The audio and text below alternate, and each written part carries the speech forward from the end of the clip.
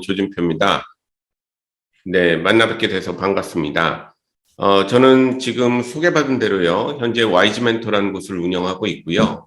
우리 YG 멘토는 아이들의 적성과 능력을 진단해서 그 능력이 잘 발휘되는 미래의 분야가 어디인지 그 분야에 도달하려면 인생에 많은 선택의 길이 있는데 어떠한 선택을 하는 것이 아이들한테 좋은 선택이 될 것인지 이런 것들을 연구해서 알려주는 그런 일을 하고 있습니다.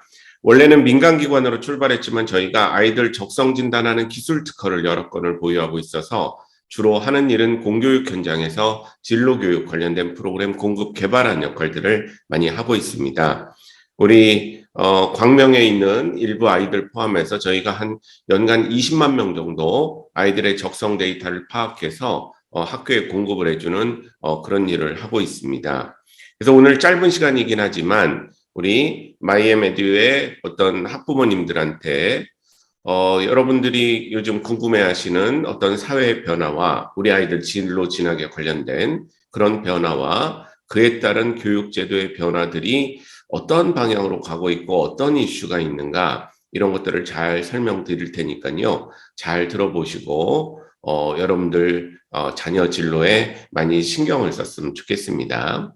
또 애들 연령대가 좀 다른데 혹시 고등학교 1학년이나 중3 자녀를 두신 분들은 혹시 오늘 오전에 별일이 없다면 옆에다 같이 앉혀놓고 같이 들으시는 것도 굉장히 좋은 방법이 되지 않을까 생각하시면 되겠고요. 또 저는 이제 오랜만에 학원 학부모님들 대상 이렇게 설명회를 하거든요. 보통은 제가 가장 많이 하는 일은 공교육에서 교사 연수하는 것을 가장 많이 합니다. 우리 선생님들한테 요즘 진로 진학의 변화가 뭐고 사회는 어떻게 변하고 있다. 그런 얘기를 하는 게 제 주 일인데 우리 마이애메듀 원장님이 지난번에 우연히 제 강의를 들으시고 우리 학부모님들한테도 원생 학부모님들한테도 이런 강의를 하면 참 들으면 좋겠다. 이런 이제 말씀을 하셔서 이런 자리가 성사가 됐습니다. 제가 그 얘기를 드리는 이유는요. 지금 들으시는 얘기는 대한민국 진로 진학에서 가장 정확한 얘기다라는 믿음을 가지시고 왜 제가 그 공교육 선생님들한테도 이런 연수를 하고 있기 때문에 그래서 믿음을 가지시고 제발 자꾸 본인 때 얘기 라떼는 말이야 이렇게 강조하지 마시고 변화를 좀 받아들이셨으면 좋겠습니다. 우리가 변화를 받아들이지 않고 자꾸 수십 년 전에 나 자랄 때는 옛날에는 아빠 말은 엄마 말은 이런 얘기를 하니까 사실은 아이들이 좋은 영향을 갖고 있어도 제기를 찾지 못하고 방황하는 경우가 많이 생긴다라는 거 여러분들이 꼭 기억하시고 열린 마음으로 지금 진로 진학을 둘러싸고는 어떠한 일이 있는가 이거를 여러분들이 잘 들으셨으면 좋겠습니다. 듣다 보면 약간 세상이 좀 화나기도 하고 왜 이런 정책을 하고 있는가 화날 수도 있습니다. 그러나 화내기 이전에 정확하게 객관적인 사실을 이해를 해야 정확한 대응을 할 수가 있기 때문에 좀 더 열린 마음으로 이 강의를 들어주셨으면 좋겠습니다. 사전 질문지라고 해서 또 우리 그 질문지를 저한테 줬는데 다 오늘 강의에 아마 대부분 들어갈 그런 내용들이고요. 그리고 혹시 듣다가 이런 게 많지 않으니까요. 듣다가 정말 궁금하신 게 있으면 채팅창에다가 올려주시면 제가 보면서 이거는 충분히 드릴 수 있는 얘기다 하면서 답변을 드리도록 하겠습니다. 이런 기회 많지 않습니다. 여러분들 궁금하신 거 있으면 적극적으로 물어보시면 되겠습니다. 자, 그럼 강의를 시작을 한번 해볼게요. 참 세상이 많이 변하고 있습니다. 세상이 많이 변하고 있는데 요즘 우리 아이들 진로, 취업 이런 것에 영향을 주는 큰 변화 중에 하나는 첫 번째가 인공지능입니다. 우리가 말로만 인공지능 했었는데 이 인공지능의 발달 속도가 굉장히 빨라서 직업 세계의 변화를 일으키고 있고 그리고 아이들 사회에서 그 인력수의 구조를 많이 변화시키고 있습니다. 뒤에 여러분들 보시면 깜짝 놀라시겠지만 얼마나 AI 쪽 인력을 많이 필요로 하는지 얼마나 세상에 그런 직업들이 인공지능의 영향을 받고 있는지 놀라게 되실 겁니다. 그래서 인공지능 이게 우리 아이들 진로 진학에 많은 영향을 미치고 있는 거죠. 당장 정부가 우리 고등학교에 강조하고 있는 것 중에 하나가 뭐죠? 인공지능 수학 같은 것을 하라고 하는 거죠. 그렇죠? 선택 과목으로, 진로 선택 과목으로 그만큼 크게 영향을 미치고 있습니다. 또 우리가 이제 직접 만나 뵙고 설명을 드려야 되는데 이렇게 줌으로 할 수밖에 없는 것은 코로나 때문에 그런 거죠. 그렇죠? 이 코로나가 금방 끝날 줄 알았는데 벌써 3년 차에 접어들고 있고 요즘 가장 K방역이라는 말이 무색할 정도로 전 세계에서 가장 많은 인구 대비 확진자가 나오고 있는 그런 상황입니다. 그래서 지금 여러분들 학교는 어떤지 모르겠지만 서울에 있는 학교들은 지금 3월 2일 개교를 원격 수업을 한다, 뭐 단축 수업을 한다, 이런 얘기를 하고 있는 상황입니다. 그러면 이제 올해도 상반기는 최소한 이 코로나 영향들을 많이 미칠 것 같은 거죠. 그래서 3년이나 넘게 전 세계가 코로나 영향권에 있다 보니까 이것이 직업 세계를 많이 변화시키고 있습니다. 그런 질문들을 많이 하셨는데요. 사실 어떤 질문이냐면 이과가 유리한가요? 뭐 이렇게 얘기를 많이 물어보셨는데 이 코로나 때문에 여러분들 혹시 대학생 자녀가 있으시고 늦둥이가 지금 중고생이신 분은 아시겠지만 요즘 인문사회 쪽 아이들의 취업은요 정말 어렵습니다. 보통 어려운 게 아니라 정말 어려워요. 그걸 실제로 여러분들이 겪어보지 않으면 모를 정도로 어려운 모습을 보이고 있습니다. 왜 어려운 모습을 보이냐면요. 다 갑자기 기업들이 코로나 때문에 언택트 비대면을 얘기를 하는 거죠. 언택트, 온택트, 뭐 비대면 이런 얘기를 하는데 잘 한번 보세요. 우리가 줌으로 이렇게 하고 있는 것처럼 언택트, 온택트, 비대면 다 무슨 얘기입니까? IT를 얘기를 하는 거거든요. 그러니까 IT 인력에 대한 수요가 갑자기 늘어나 있는 그런 상황입니다. 우리 대학생들 중에 인문사회 다니는 아이들, 문과 아이들이 정말 어려워진 것 중에 하나는 은행조차도 요즘 이공계 애들을 많이 뽑고 있거든요.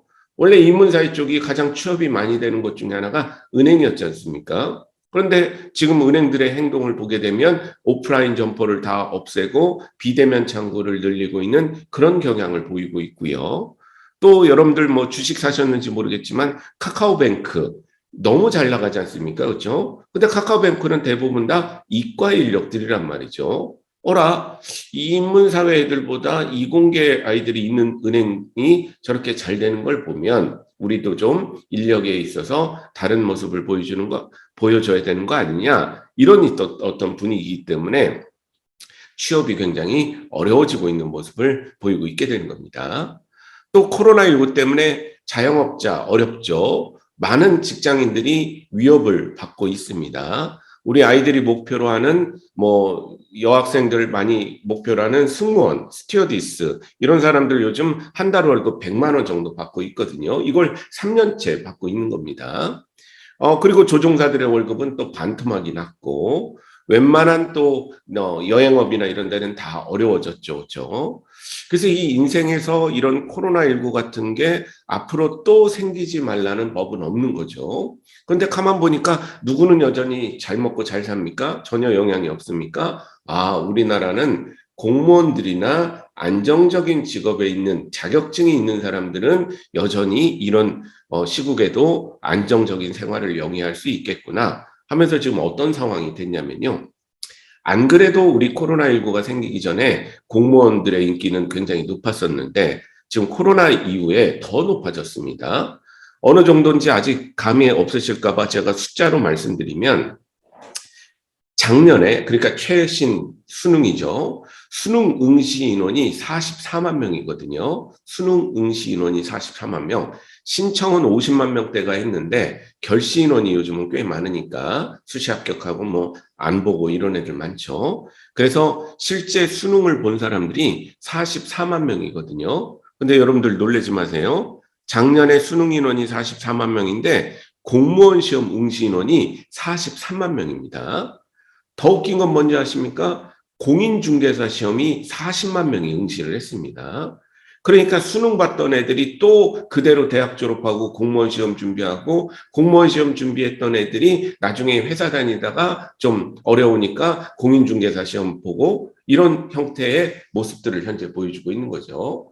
평생 공부해야 되고 평생 돈 써서 학원 다녀야 되고 평생 뭔가 시험을 봐야 되는 이런 어떤 그런 기조가 굉장히 코로나19로 인해서 심해졌다라는 거 여러분들이 기억을 하셔야 됩니다.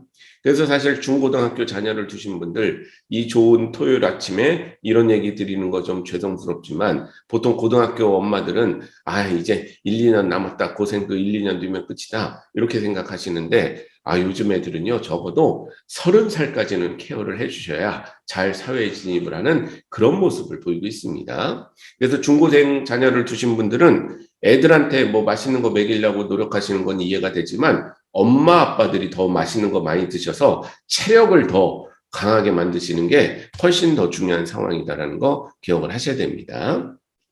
그래서 이런 변화들이 사실은 진로 직업에 많은 영향을 주고 있어서 요즘 이제 세상에서 가장 잘 나가는 직업은 뭘까? 여러분들 궁금하시죠? 그래서 미국에는 글래스도어라는 취업 사이트가 있습니다. 이 취업 사이트가 있는데 학자들한테 만약에 유망 직업 소개해달라 이렇게 얘기를 하면 뭐 그분들도 연구를 하시겠지만 약간 뜬구름 잡는 얘기를 하실 때도 종종 있거든요.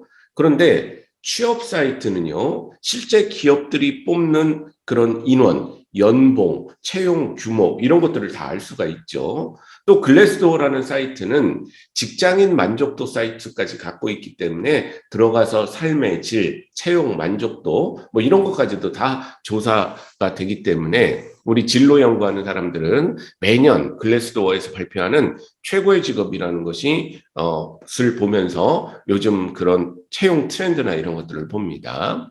자, 그러면 아직 올해 거는 2022년 거는 새해라 아직 발표를 안 했는데요. 작년에 미국의 최고의 직업은 무엇이었을까요? 같이 한번 보시죠. 1등 자바 디벨로퍼라고 되어 있습니다. 컴퓨터 중에 웹 시스템을 최적화시키는데 좋은 그런 언어죠. 오래된 언어긴 하지만 여전히 이거 따라가기 어렵습니다. 어, 흔히 말하는 프로그래머 중에 한 분야라고 보시면 되는데요. 우리나라는 안 그럴까요? 아닙니다. 우리나라도 마찬가지입니다. 여러분들 얼마 전까지만 해도 우리나라에서 가장 대졸 신입사원 연봉이 높은 데가 기아자동차였거든요. 기아자동차. 그런데 기아자동차급의 회사들이죠. 제조회사. 근데 지금 2년 전부터 우리나라 대졸 신입사원들의 최고 연봉은 다 어디로 바뀌었냐면 판교에 있는 회사들입니다. 판교에 있는 회사들. 판교에 어떤 회사들이 있습니까? IT 회사, 게임 회사, 뭐 포탈 회사, 뭐 이런 회사들이 있는 거죠. IT 관련된 회사들이 많이 있는데 그런 데서 이제 이런 친구들을 많이 필요로 하기 때문에 가장 높은 순위에 올라가 있는 겁니다. 그 다음에 데이터 과학자가 2등이죠. 데이터 사이언티스트. 요즘 대학생들은 가장 취업하고 싶은 회사를 카카오로 많이 꼽고 있거든요. 카카오는 데이터 과학자가 많겠죠. 우리가 카카오 택시를 부르면 그 택시는 단순히 우리는 집에 가려고 택시를 부른 것 같지만 택시를 부르는 순간 많은 정보가 저장이 됩니다. 어디서 어디까지 가는 택시를 불렀고 어디서 택시 운전사는 콜을 잡았고 가는 길까지 막힌 정도는 어땠고 그날 광명의 날씨는 어땠고 행사는 뭐가 있었고 이런 것들이 다 쌓이게 되는 거죠. 이 쌓인 데이터를 우리가 빅데이터라고 부릅니다. 이 빅데이터를 통해서 분석을 통해서 의미 있는 결과를 도출해야 신제품을 개발하고 서비스를 개선하는데 많이 쓰고 있는 거죠. 제가 우리 애들한테 데이터 사이언티스트 설명할 때는 게임으로 많이 설명을 합니다. FIFA 온라인 축구 게임을 한다. 거기에 있는 스탯들 그런 것들이 사실은 다 게임에서 쓰는 스탯들이 다 데이터죠, 그렇죠? 이런 데이터들이 서로 유기적으로 어떻게 연결되는가를 우리가 분석을 하는 것이 데이터 과학자들이기 때문에 현대사회에서는 많이 필요로 한 겁니다. 자, 그럼 여러분들 잘 들으셔야 되는데 사실 오늘은 시간이 짧아서 그런 것까지 설명을 못 드리는데 학교나 교육과정에서 중요시하는 것, 특히 대학교에서 중요시하는 게 이런 것들입니다. 자, 데이터 과학자가 굉장히 중요하죠, 사회에서. 그럼 데이터 과학자가 가장 필요로 하는 학문을 뭐 다 여러 가지가 있겠지만 그 중에 하나를 고등학교 때 뽑으라고 그러면 나중에 데이터 과학자가 되는 아이들한테 가장 필요한 학문 중에 하나가 뭐겠습니까? 그렇죠. 수학 중에 좀 구체적으로 오늘은 좀 프로페셔널하게 구체적인 과목으로 얘기를 하겠습니다. 수학 중에 확률과 통계가 되는 겁니다. 확률과 통계가 되는 거죠. 그런데 여러분들, 제가 무슨 얘기를 하고 싶어서 그런 거냐면, 데이터 사이언티스트가 되기 위해서는 확률과 통계라는 과목이 굉장히 중요한데, 우리 어른들은 이런 거에 대해서 잘 모르기 때문에 어떻게 지금 자꾸 얘기를 하죠? 야, 고교 학점제 선택 과목 고르라고, 문과는 확률과 통계, 이과는 미적분, 이렇게 생각하는 학부모들과 학교가 아직도 많다는 겁니다. 절대 아닙니다. 확률과 통계는 수학 싫어서 선택하는 게 아니라, 다른 미적분이 어렵거나 기하가 어려워서 선택을 하는 게 아니라, 현대 사회에서 데이터 과학을 위해서 반드시 필요한 학문이라고 보시면 되겠습니다. 그래서 뒤에 설명드리겠지만 서울대학교 만약에 그 아이가 컴퓨터공학과를 간다, 목표로 한다, 그러면 학교에서 미적분만 선택하면 될까요? 이과니까? 아닙니다. 반드시 미적분과 확률과 통계를 선택을 해야만 우리 입학사정관들은 우리 컴퓨터공학과에 맞는 학생이라고 볼 수가 있게 되는 겁니다. 그렇죠? 이런 변화들이 사실은 이 아이들 선발할 때나 선택 과목 정할 때나 영향을 미치게 되는 겁니다. 3등 프로덕트 매니저. 이건 아시겠죠? 신제품 개발하고 신제품 관리하고 서비스를 기획하는 사람들. 그 다음에 4등 직업은 잘 모르실 겁니다. 엔터프라이즈 아키텍트. 우리나라에서도 EA라고 부르는 사람들인데, 조직이 커질수록 써야 되는 IT 시스템들이 많은데, 그것들을 조율해서 어떻게 하면 최적의 퍼포먼스를 낼 것인가, 이런 걸 설계하는 사람들입니다. 근데 이제 딱 봐도 저것도 이공계 관련된 직업이라는 거 아실 수가 있는 거죠. 물론 약간 경영과 산공에 걸쳐 있는 그런 직업입니다. 자, 5등까지만 하고 넘어갈 거거든요. 5등 한번 보세요. 5등이 뭐냐? 데브옵스 엔지니어라고 되어 있죠. 데브옵스 엔지니어라고 되어 있습니다. 데브옵스 엔지니어. 처음 들어보시는 단어죠. 처음 들어보셔야 정상입니다. 왜? 새로 생긴 단어이기 때문에 그렇습니다.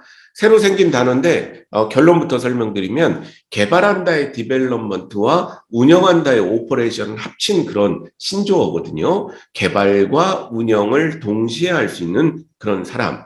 즉 우리가 흔히 얘기하는 융합형 인재를 뜻하게 되는 겁니다. 융합형 인재를 뜻하게 되는데, 제가 이제 매년 서울과학고, 영재고죠, 이런 데서 특강을 하고 매년 하고 있습니다. 그다음에 강원과학고, 이런 과학고들, 이런 데 가서도 우리 학생들한테 얘기할 때 이 데브옵스 엔지니어라는 걸 굉장히 강조를 합니다. 데브옵스 엔지니어는 뭐냐면요, 개발과 운영을 동시에 할 수 있는 융합형 인재를 뜻하게 되는데, 결론부터 말씀드리면, 컴퓨터공학을 전공했는데 애가 컴퓨터공학을 전공하는데 인문학적 소양이 굉장히 높은 애들이 있습니다.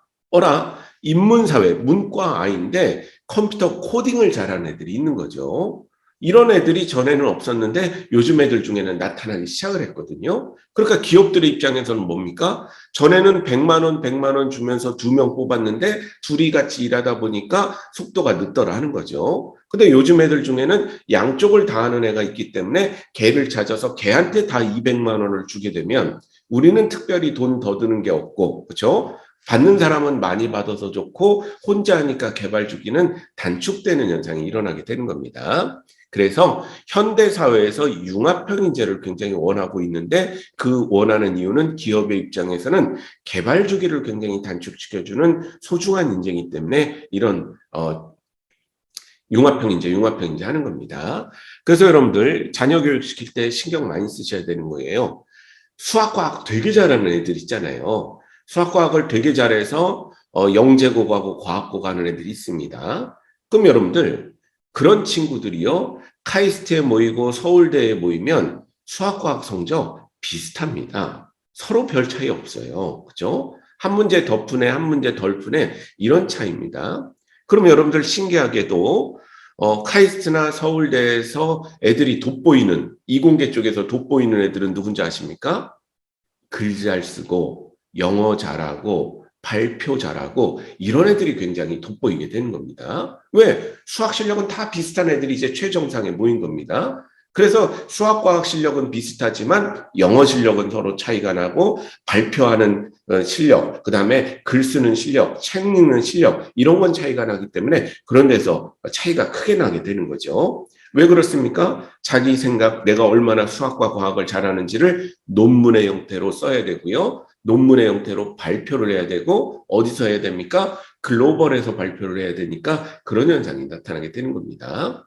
그러니까 우리 수학과학을 좋아하는 애일수록 인문학적 소양을 키우는데 게을리하시면 안 되게 되는 거죠. 또 우리 아이가 문과이라서 인문사회 간다고 하더라도 에이 나는 문과니까 컴퓨터 몰라도 돼 이런 생각을 가지시면 절대 안 됩니다. 문과 아이들이 뭔가 기획을 하려면 요즘은 과학기술 사회이기 때문에 IT가 과학이 어떻게 변하고 있는가를 우리 아이도 정확하게 알고 있는 게 굉장히 중요하게 되는 거죠. 그래서 우리 중학교 때, 초등학교 때 흔히 빠지기 쉬운 함정이 아이가 그것만 많이 해서 잘하는 것을 적성이라고 착각하는 경우가 많습니다. 그렇죠? 계속 그것만 했기 때문에 남보다 잘하는 건데 그게 적성인 줄 아시는 분이 굉장히 많으신데요. 균형 있는 공부를 해서 진짜 적성이 어느 쪽에 있는지를 살펴보시는 게 굉장히 중요하고 적성이 파악되더라도 그 아이를 돋보게 하는 것은 융합적인 능력이 굉장히 중요하니 다른 분야의 그런 능력들도 소홀히 하지 않도록 교육을 시켜주시는 것이 굉장히 중요하다. 여러분들이 꼭 기억을 하셨으면 좋겠습니다. 6등 정보 보안 전문가 뭐 이런 식으로 쭉 나오는데 제가 여러분들한테 이걸 보여드리는 이유가 있습니다. 여러분들도 지금 보시면 아시겠지만 미래 직업이 아니라 현재 채용 사이트에서 굉장히 높은 급여를 주면서 직장 만족도도 높은 그런 직업들을 여러분들한테 보여주고 있는 겁니다. 근데 이걸 여러분들한테 보여주는 이유는요. 많은 학부모님들한테 이런 자료를 보여드리면 우리 학부모님들은 많이 당황스러워 하십니다. 왜 당황스러워 하시느냐? 우리 학부모님들 머릿속에는 변하지 않는 최고의 직업 7가지가 있습니다. 뭐죠? 그렇죠? 의사, 판사, 변호사, 교수, 한의사, 교사, 공무원입니다. 항상 이 7가지 직업을 가지고 고3 때까지 애들 보고 공부해라, 공부해라, 이런 얘기들 하시는 분들이 굉장히 많습니다. 물론 엄마 아빠가 좋아하는 그 직업들은 굉장히 좋은 직업들인 것은 사실입니다. 그러나 전체 우리나라 직업에서 차지하는 비중은 정말 작은 비중이고요.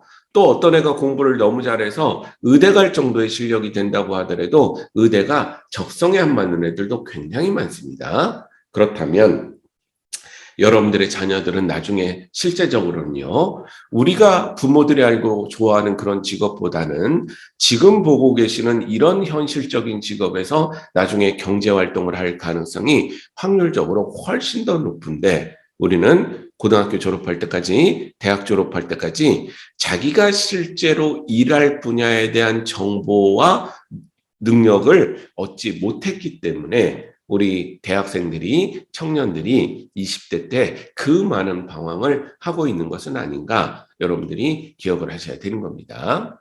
아니나 다를까 교육부에서는 매년 청소년들의 꿈을 조사해서 발표를 하는데 우리나라 청소년들의 꿈은 20년째 변함이 없는 그런 모습들을 보여주고 있습니다. 부모님들 얘기한 거 부모님들한테 들었던 그런 얘기들을 여전히 하고 있다는 것을 알 수가 있게 되는 거죠. 물론 좋은 직업들인 것은 사실입니다만 아까 설명드린 대로 전체 직업에서 이 직업이 차지하는 비중은 높지 않고 이 직업에 도달해도 적성에 안 맞는 경우도 굉장히 많기 때문에 어렸을 때는 좀 다양한 넓은 세계에 대한 경험과 정보를 애들한테 제공해 주는 게 굉장히 중요하다는 거 꼭 기억하셨으면 좋겠습니다. 그리고 여러분들이 좀 신경 써줘야 되는 것은 요즘 아이들, 여러분들의 자녀를 위해서는 사회 진입을 좀 빨리 시켜주는 게 굉장히 좋습니다. 20대 때 시간을 낭비하지 않고 하루빨리 경제활동을 시켜주는 게 아이들이 사회에서 살아가는 데 굉장히 큰 도움이 됩니다. 지금 남학생들이 굉장히 심각한 문제거든요. 남학생들 기준으로 요즘 남학생들은 20대 후반이나 30대 초반에 첫 돈을 벌기 시작합니다. 그러니까 엄마 아빠들이 30년 투자해서 애를 사회 진입시키는 겁니다. 그런데 겨우 25년 돈 버는 거고 또 노후 30년이 기다리고 있기 때문에 30년 돈 써서 25년 돈 벌고 또 30년 돈 써야 되는 아무리 수학적으로 계산해봐도 답이 안 나오는 상황에 우리 아이들이 처해져 있게 되는 거죠. 그래서 한 살이라도 일찍부터 사회 참여 활동을 하는 게 우리 아이들한테 굉장히 도움이 되는 그런 상황이다. 그럼 한 살이라도 일찍부터 사회 참여 활동을 시키려면 여러분들 어떻게 해야 되겠습니까? 왜 혹시 20대 때 방황을 많이 하는지 혹시 아세요? 그걸 좀 설명을 드리면 아직 첫 아이가 중고생이신 분 잘 모르겠는데 그것을 위해서 좀 설명을 드리면요. 제가 학부모 특강을 해보면 고등학교 2학년 학부모님들까지는 굉장히 우아하세요. 이렇게 이런 진로 강의를 들으시는 분들이. 그분들은 뭐라고 얘기를 하시느냐면 인생 살아보니까 별거 없더라고요. 우리 애가 자기 좋아하는 일 하면서 행복하게 살았으면 좋겠습니다. 이렇게 얘기하시는 분이 많으십니다. 굉장히 바람직하죠. 근데 그렇게 얘기하셨던 분들조차도 언제 또 말들이 싹 바뀌시냐면요. 고3 1학기 끝나고 수시 원서 쓸 때 되면 또 갑자기 생각들이 바뀌십니다. 갑자기 수시 원서 쓸 때는 되면 그 우아했던 학부모님들이 갑자기 머릿속에 어떤 생각이 떠오르기 시작하냐면요. 우리 현 시대는 거의 존재하지도 않는 해리포터 마법에나 나올 것 같은 공식 하나가 우리 부모님들 머릿속에는 기성세대 머릿속에는 뿌리 박혀 있거든요. 어떤 거냐? 이런 겁니다. 서연고, 서성한이, 중경외시, 건동공숙하면서 아직도 대학 서열들을 생각하십니다. 그러면서 한 칸 위에 대학 보내겠다고 애들 앉혀놓고 뭐라고 얘기를 하시느냐. 야, 세상에 어떻게 저 좋아하는 일만 하면 살 수 있냐. 좋아하는 것은 취미로 하고 적성에 좀 안 맞으면 어떠냐. 요즘 대학교 가보면 부전공제도 복수전공제도 잘 돼 있더라. 일단 가자. 이러면서 적성에도 맞지 않는 학과를 합격 가능한 학과를 원서 쓰시는 분들이 굉장히 많습니다. 그런데 합격의 기쁨은 정말 잠시고요. 그 다음부터는 생활이거든요. 근데 4년간 생활을 해야 되는데 그게 다니고 싶었던 학과가 아니라면 아이한테 맞지 않는 학과가 아니라면 아이는 부전공하네 복수전공하네 반수할까 편입할까 이런 고민들을 하면서 방황할 수밖에 없게 되는 거죠. 또 애들이 게으르냐? 게으른 것도 아닙니다. 우리 때보다 훨씬 더 바쁘게 살고 훨씬 더 열심히 뭔가를 대학교 때 하지만 그러나 적성에 맞지 않는 학과를 메인으로 하는데 생활의 메인으로 하는데 그거 커버하기가 쉽지가 않기 때문에 4년 뒤에 대학을 졸업함에도 불구하고 고등학교 때랑 크게 달라짐이 없는 어떤 전문성을 확보하지 못한 그런 아이로 사회 나가는 경우가 많기 때문에 다시 또 노량진 고시촌으로 달려가서 몇 년간 똑같은 수험 생활을 해야만 또 하나의 가능성이 열리는 도돌이표 생활이 또 시작되는 이유다라고 꼭 보시면 되겠습니다. 말이 좀 길어졌는데요. 결론만 설명드리면 혹시 아십니까 여러분들 우리나라 대학 입시에서 수시에서는 몇 번 지원할 수가 있죠? 교육부 소속의 대학은 6번 지원할 수가 있습니다. 정시에서는 몇 번 지원할 수가 있습니까? 교육부 소속의 대학은 3번 지원할 수가 있습니다. 그러면 우리 아이를 6번 지원하게 하고 3번 지원하게 하는 의미를 잘 파악하셔야 되는데, 아이한테 6번의 기회와 3번의 기회를 나라에서 주는 것은 어떤 의미냐? 우리 아이의 꿈을 이루기 위해서 6번과 3번의 기회를 준다는 뜻인 거지, 6가지 서로 다른 꿈을 꾸라는 게 아니다라는 거 여러분들이 꼭 기억을 하셔야 됩니다. 무슨 얘기냐? 대입원서를 쓸 때요. 애가 로보트가 좋아서 기계공학과를 가고 싶다. 이렇게 결심을 했으면 수시 6장 원서 쓸 때 A 대학교에도 기계과, B 대학교에도 기계과, C에도 기계과, D에도 기계, E에도 기계, F에도 기계 이렇게 6장을 다 기계과를 써야 그 중에서 합격 어디 하는가를 보고 골라갔을 때 우리 아이는 힘든 일이 생겨도 어차피 다른 데 갔어도 기계과일 거니까 내가 원래 기계를 하고 싶었으니까 하면서 견디고 전문성을 쌓는 경우가 많지만 대부분은 합격 가능한 학과를 쓰자니까 어떻게 됩니까? A 대학교에는 상공과, B 대학교에는 화공과, C 대학교에는 ICT 융합학부 이렇게 되면 합격을 해도 어디를 갈지 고민이 되는 거고 결국 대학 이름 엄마 머릿속 아빠 머릿속에는 서영고 소송하니 이 순서로 대학을 보내게 되고 그리고 그 아이가 가서 적성에 맞지 않게 되면 자꾸 사람들은 놓친 기회에 대한 미련 남의 떡이 커 보이는 현상이 생기기 때문에 내가 그때 거기 재료과 갔어야 되는데 상공과 갔어야 되는데 반수할까, 편입할까, 복수 전공할까, 부전공할까 하면서 새로운 방황들이 20대 때 시작된다는 거, 여러분들이 꼭 기억하셨으면 좋겠습니다. 그래서 우리나라 교육과정도 그거에 맞춰서 고교 선택제다, 그다음에 선택형 수능이다, 이런 것들도 다 마찬가지입니다. 지금 나라에서 여러분들의 자녀한테 원하는 것은 어떤 로드맵이냐면요. 고등학교 1학년 1학기까지 대학 갈 목표 학과를 설정을 해주세요. 이렇게 얘기를 하고 있는 거고요. 목표 학과가 설정이 되면 1학년 1학기 끝날 때 학교에서 가정통신문이 나와서 선택 과목을 골라달라고 얘기를 하는 거죠. 2학년 때 우리 아이가 공부할 선택 과목을 직접 골라주세요. 이런 얘기를 하고 있는 겁니다. 그리고 2, 3학년 때 그 선택 과목에 따라서 열심히 공부한 다음에 우리 대학교에 난 너네 과를 가기 위해서 이렇게 노력을 했다라고 증명을 해주세요라고 지금 우리나라 교육은 얘기를 하고 있게 되는 겁니다. 그런데 우리가 매일 그냥 점수 1점만 신경을 쓰다 보니까 진짜 중요한 선택 과목 이런 선정 문제 이런 문제에 놓치게 되게 되는 거고 애들의 진로는 항상 점수에 밀려 있는 상황이기 때문에 대학을 가도 또 새로운 방황을 시작하게 되는 이런 모습들 많이 보이게 된다는 거 여러분들 꼭 기억을 하셨으면 좋겠습니다. 자, 우리 마이엠 수학학원, 마이엠 에듀 원생 학부모님들 뭐라고요? 현대사회에서 가장 중요한 것 중에 하나는 한 살이라도 일찍부터 사회 참여 활동을 시켜주는 것. 이게 우리 아이한테 굉장히 중요하다. 그럼 사회 참여를 빨리 하려면 적성에 맞는 그런 진로를 선택해서 방황을 줄여주는 것. 이게 굉장히 중요하다는 거 꼭 기억을 하셨으면 좋겠습니다.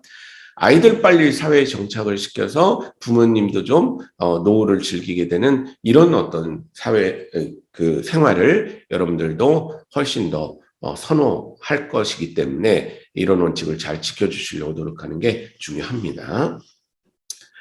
그리고 이제 우리나라 교육부가 매년 발표하는 그런 자료에 따르면요. 우리나라 교육부가 매년 발표하는 자료에 따르면 인문계열의 취업률이 굉장히 어려워지고 있습니다. 인문계열의 취업률이. 어느 정도 어렵냐면요. 지금 이제 화면을 보시면 아시겠지만 같은 서울에 있는 상위권 대학과 지방 거점 국립대학조차도 같은 대학 안에서 문과와 이과의 차이가 어마어마하게 나고 있는 겁니다. 어마어마하게. 그래서 같은 대학이라고 보기 힘들 정도로 이걸 평균 내서 그냥 그 대학은 취업률이 60%다, 70%다 이렇게 발표를 하지만 우리 흔히 얘기하는 종교학과, 철학과, 중어중문 어무는 조금 낮죠. 훨씬 낮죠. 그러나 문사철이라고 부르는 과들은 명문대를 나왔음에도 불구하고 취업하기가 굉장히 어려운 이런 모습들을 보이고 있는 거죠. 지방 거점 국립대학을 보면 심리학과 같은데 그 문과에서 그나마 취업이 잘 되는 곳인데도 불구하고 사회 진출하는데 어려움을 겪고 있지만 같은 지방 대학이더라도 이공계 쪽은 굉장히 취업이 잘 되고 있는 그런 모습을 볼 수가 있는 거죠. 여러분들 어느 정도는 혹시 아십니까? 지금 취업 시장에는요 이런 얘기까지 있어요. 스카이 입문을 가는 것보다 지방공대를 가는 것이 훨씬 사회 진출이 좋다. 이런 얘기까지 나돌고 있습니다. 저기 스카이 입문하고 지방공대 나온 애들이 지원하는 회사의 레벨이 다를 거 아니냐 생각하시는데 그렇지가 않습니다. 똑같은데도 그렇습니다. 그럼 왜 그런 현상이 나타나냐면요. 사회 구조랑 교육 구조가 일치하지 않기 때문에 나타나는 현상입니다. 사회 구조랑 교육 구조가 일치하지 않기 때문에 나타나는 현상이라는 거죠. 무슨 얘기냐면요. 이런 자료 보시기 힘들 텐데 한번 보세요. 사회는 이미 일자리 구조가 과학기술 대 비과학기술, 즉 이과와 문과 비율이 8대2 정도로 달라져 있는 상황입니다. 기업에서 100명을 뽑는다 그러면 80% 정도는 이공계 아이들의 일자리가 있는 거고 20% 정도가 인문사회 애들을 위한 일자리가 회사에는 존재를 하게 되는 겁니다. 과거와는 많이 달라진 거죠. 그래서 여기 보시게 되면 삼성전자도 100명 신입사원을 뽑으면 80명 이공계, 20명 인문사회. 그죠? 뭐 주식하시는 분은 아시겠지만 LG에너지솔루션 대박 터졌던 여기 우리 90%가 이공계, 10%가 인문사회. 애들이 좋아하는 네이버 카카오 86% 이공계, 14% 인문사회 이렇게 뽑고 있는 겁니다. 이게 달라진 세상이거든요. 그런데 우리 학교 현장은 어떻게 돼 있냐면 학교 현장은 기성세대들이 설계한 학교죠. 그죠? 우리 기성세대들이 설계한 학교이기 때문에 우리 기성세대는 어떤 세대입니까? 인문사회 세대입니다. 그래서 학교는요, 아직도 인문사회 세대가 설계한 시스템을 따르고 있는 겁니다. 그래서 어떻게 되냐면 애가 중학교에서 고등학교 올라가면 광명에 있는 어느 고등학교를 간다고 한다면 남학교냐, 여학교냐, 남녀공학이냐, 공부 잘하는 학교냐, 공부 못하는 학교냐, 도시학교냐, 시골학교냐, 이거에 차이가 있지만요. 전국적으로 보면 아직도 우리나라는 문과, 이과 비율이 반반 정도에 해당이 됩니다. 자연스럽게 그냥 반반으로 나누게 됩니다. 더 웃긴 건 대학들이죠. 대학들은 4차 산업혁명 시대, 인공지능 시대 막 이렇게 얘기를 하면서도 아직도 말로는 그렇게 하지만 실제로는요. 2019년 기준으로 수능에서 과학탐구 선택 비율이 46% 정도에 불과합니다. 탐구 영역에서 과학, 문이과의 기준이 사실 제일 정확한 게 그거잖아요. 탐구 영역에서 46% 정도를 과탐을 선택한다는 것은 아직도 우리나라 대학들은 인문사회예술대학 정원 합친 게 이공계보다도 더 많다라는 그런 뜻이 되는 겁니다. 그렇죠?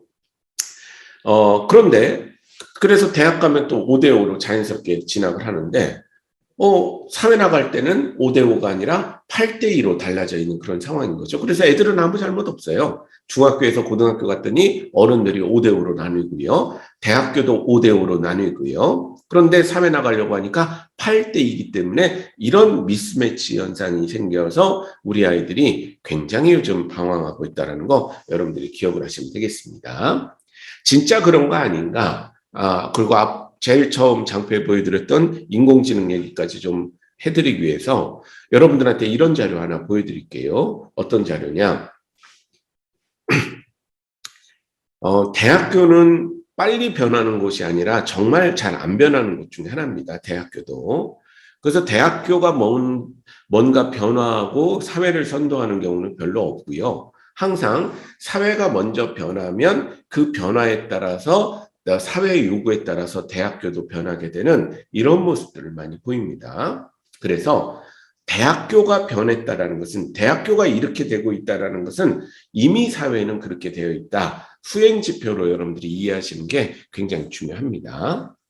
그래서 여러분들이 요즘 사회와 입시를 좀 이해하기 위해서 제가 어떤 자료를 좀 보여드리고 있냐면 올해 3월 2일부터 다음 주부터 신설되는 학과 리스트를 제가 보여드릴게요. 수도권에.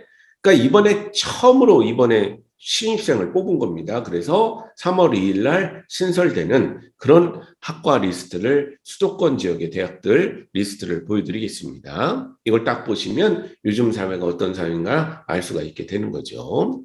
첫 번째, 고려대학교에 글로벌 한국 융합학부가 생겼습니다. 인문사회 쪽으로 생겼어요.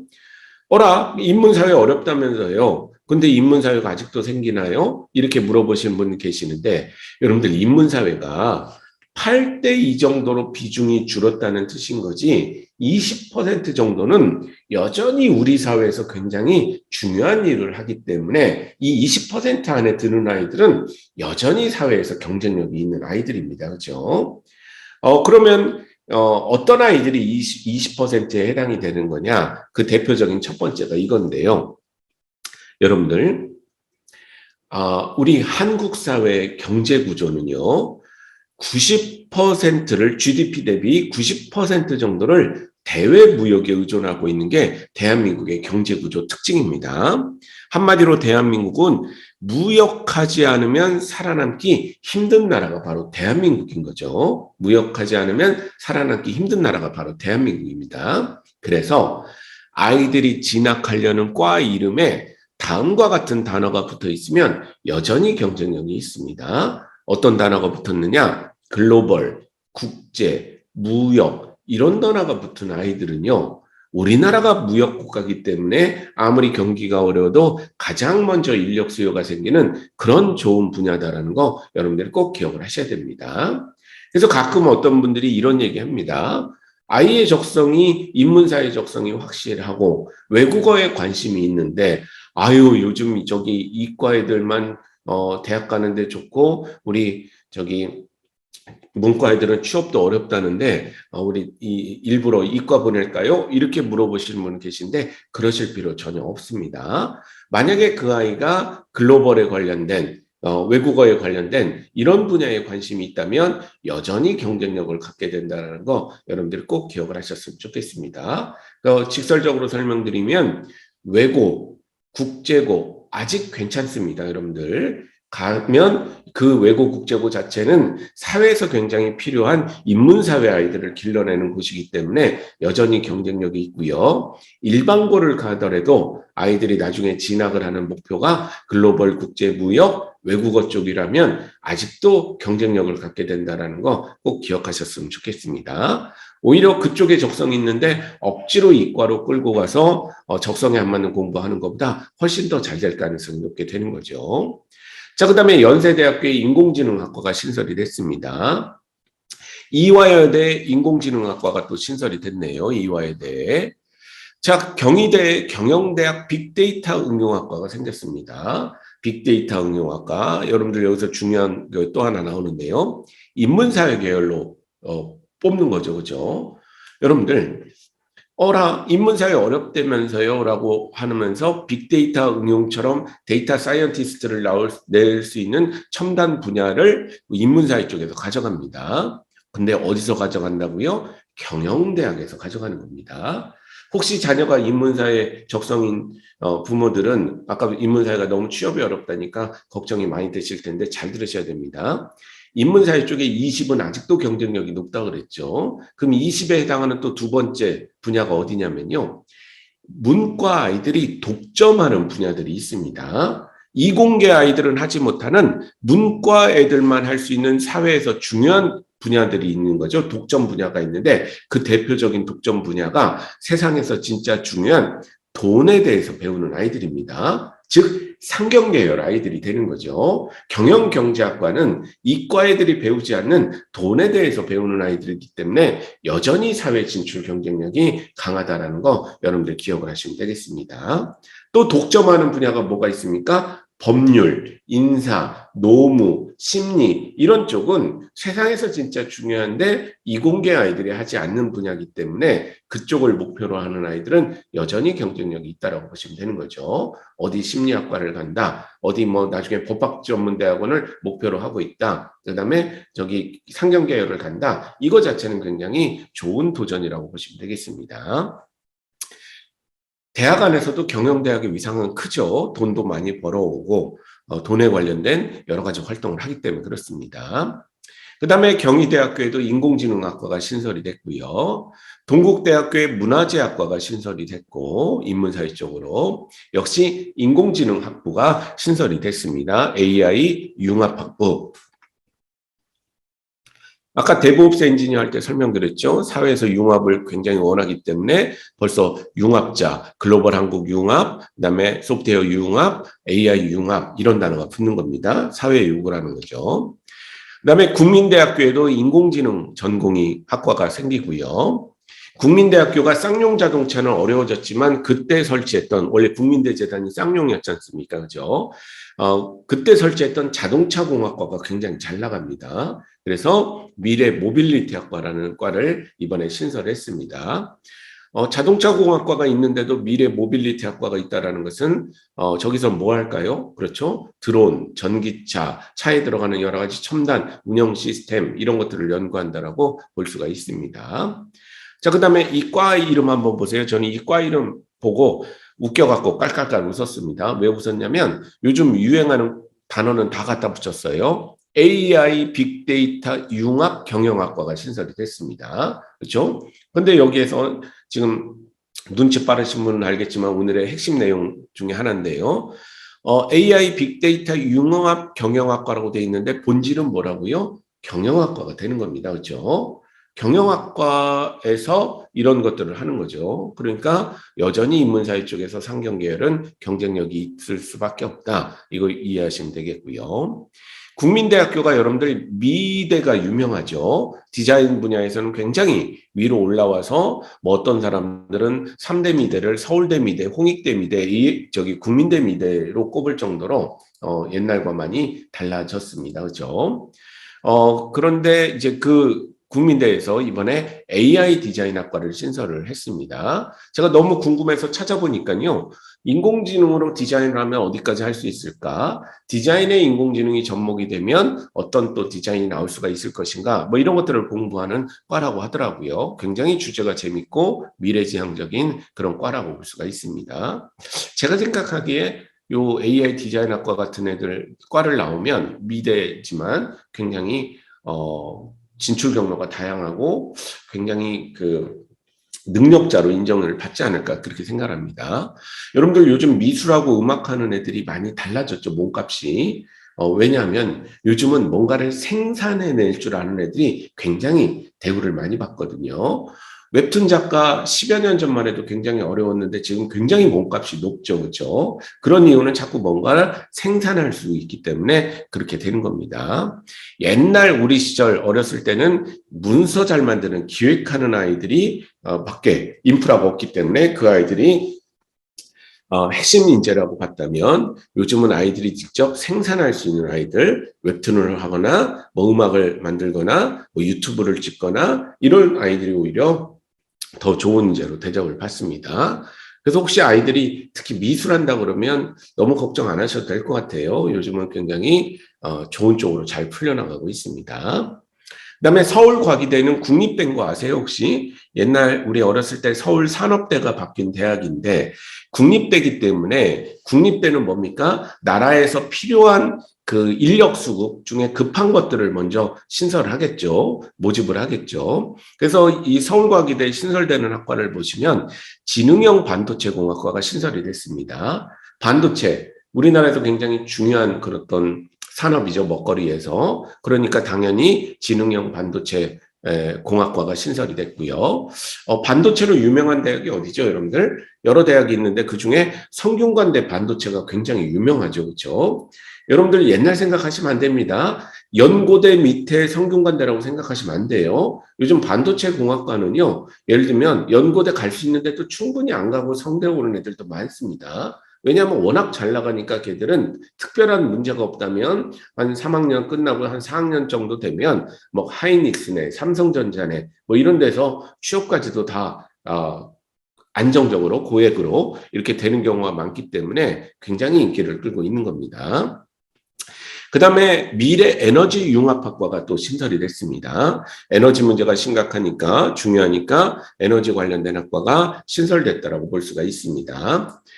여러분들 혹시 아십니까? 알아야 되는데 올해 에너지 쪽에 명문대학이 하나 생겼어요. 명문대학이.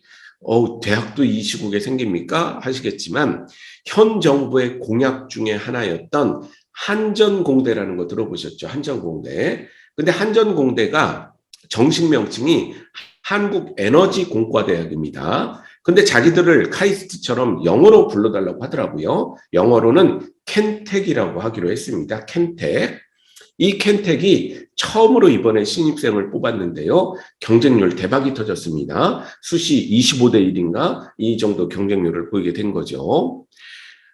그러면 여러분들 일단 첫 번째, 우리 아이도 지원할 수 있는 대학이기 때문에 관심을 많이 가져주시면 좋고, 켄텍이라는 대학은 전라남도 나주에 생긴 거죠. 나주에 한전이 가 있기 때문에 그렇습니다. 여러분들 요 강남의 삼성동에 있던 한전이 나주로 간 건 아시죠? 그죠? 공공기관 이전 때문에. 그래서 한전공대, 그 한국에너지공과대학 켄텍을 전남 나주에 만든 겁니다. 그런데 여러분들 이 대학은요, 반드시 명문대학이 될 수밖에 없습니다. 왜? 이공계 쪽에서 한전의 사이즈 정도 아니면 할 수 없는 프로젝트나 갖출 수 없는 실험 장비들이 많이 있기 때문에 한전 아니면 못하는 것들이 있거든요. 그래서 이 켄텍이라는 대학은 반드시 명문대학이 될 거기 때문에 우리 여러분들도 관심을 가져주시면 좋고 왜 수시 경쟁률 대박이 터졌느냐 이런 게 정보인데요. 여러분들 우리나라 그 수시에서는 교육부 소속의 대학만 6번 지원할 수가 있는 겁니다. 제가 이걸 강조드리는 것은 우리나라 그 부처 간에는 교육부 소속의 대학만 있는 게 아니죠. 그렇죠? 각 부처마다 대학들을 갖고 있습니다. 예를 들면 여러분들 카이스트는 왜 가끔 교육부 통계나 뭐 순위 발표에서 빠지냐면 교육부 소속의 대학이 아니기 때문에 그렇습니다. 카이스트는 과학기술부 소속의 대학인 거죠. 과기부 소속의 대학은 굉장히 많습니다.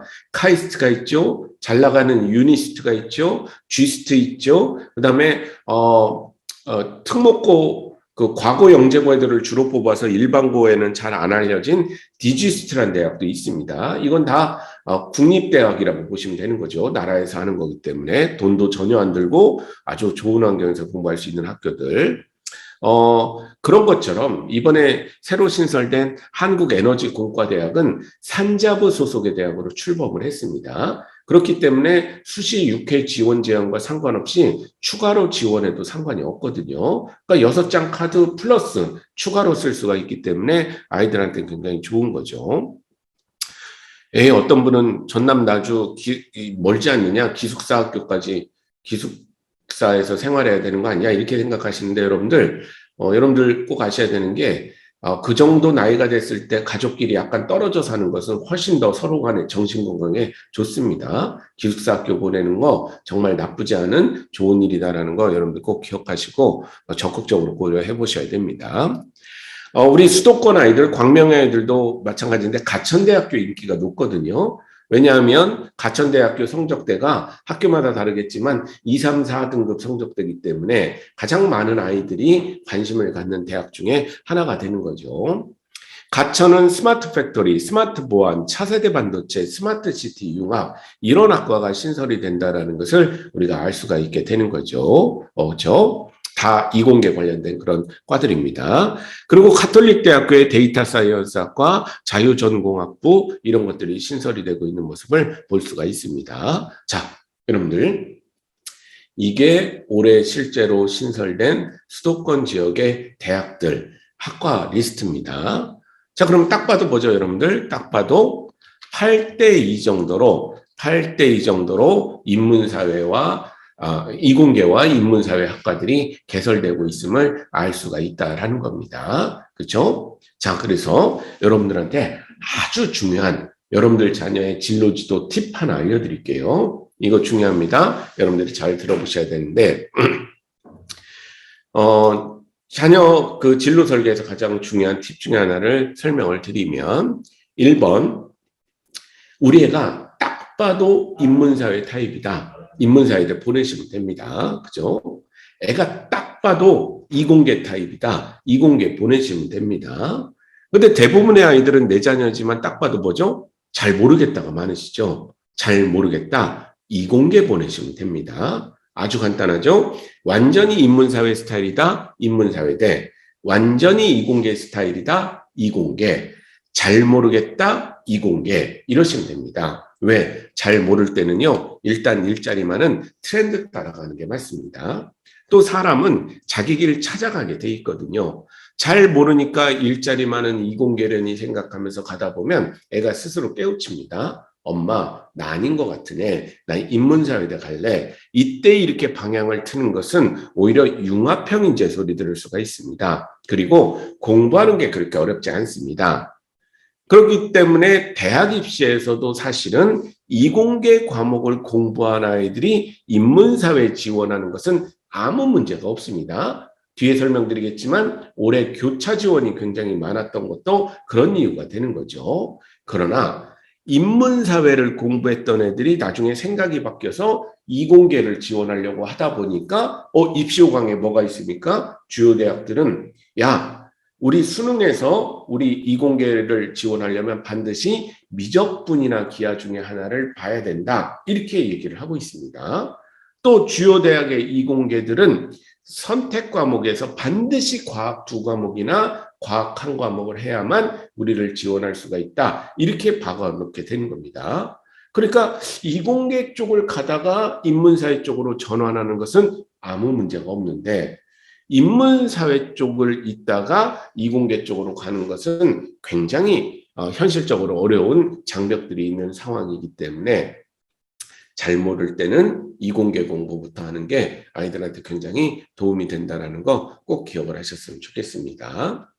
자, 그래서 세상이 이렇게 바뀌었으니까 기존의 문이과 체계로는 우리 현대사회의 요구사항을 우리 교육이 채워줄 수 없겠다. 이런 이제 얘기들을 하게 되는 거죠. 그래서 고교 학점제라는 게 추진이 되고 있고, 예상보다 빨리 2년 뒤에 전면 실시하겠다라고 얘기를 하는데 이미 학교에서는 현실적으로 하고 있다라고 보시면 되겠습니다. 왜? 2학년 때부터는 선택 과목을 골라야 되기 때문에.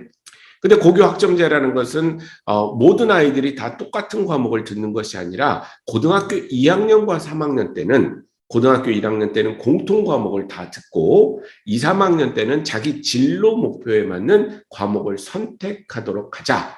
그래서 그 애가 나아갈 분야에 해당하는 능력을 키우도록 하자. 이렇게 주장하는 게 고교 학점제의 모습이다라고 보시면 되는 거죠. 그런데 여러분들, 많은 지금 학생과 학부모, 학교가 혼란을 겪고 있는 게 뭐냐면요. 이겁니다. 혼란을 겪고 있는 게 이게 교육부 자료거든요. 교육부 자료인데 고교 학점제는 아주 간단하게 설명을 하면 애들이 듣고 싶은 과목을 수강 신청을 하고 그거에 따라 학점을 취득하면 졸업을 하게 되는 제도를 하는 거죠. 아주 간단하죠. 그냥 우리 대학교 생각하시면 됩니다. 수강 신청해서 140학점 넘으면 대학교 졸업했듯이 우리 이제 고등학교는 192학점이라고 얘기를 하거든요. 그거 들으면 이제 졸업을 하게 되는 겁니다. 뭐 대학생처럼 뭐 이렇게 꽈락이다, 뭐, 다 1년 더 다녀야 된다, 이런 것들은 거의 이제 없을 거라고 보시면 되겠어요. 그냥, 우리가 시수, 단위, 이런 단위가 그냥 학점이라는 용어로 통일된다라고 보시면 되겠습니다. 그러나 중요한 것은 똑같은 과목을 애들끼리 듣는 게 아니라 뭔가 선택을 해야 된다라는 게 굉장히 큰 차이가 있는 거죠. 그죠? 자, 그래서 여러분들, 어떻게 보면 이렇게 간단한 건데, 애들이 듣고 싶은 과목을 듣고 선택을 해서 그것을 들으면 고교 학점제가 되는 건데 문제는 뭐냐면요.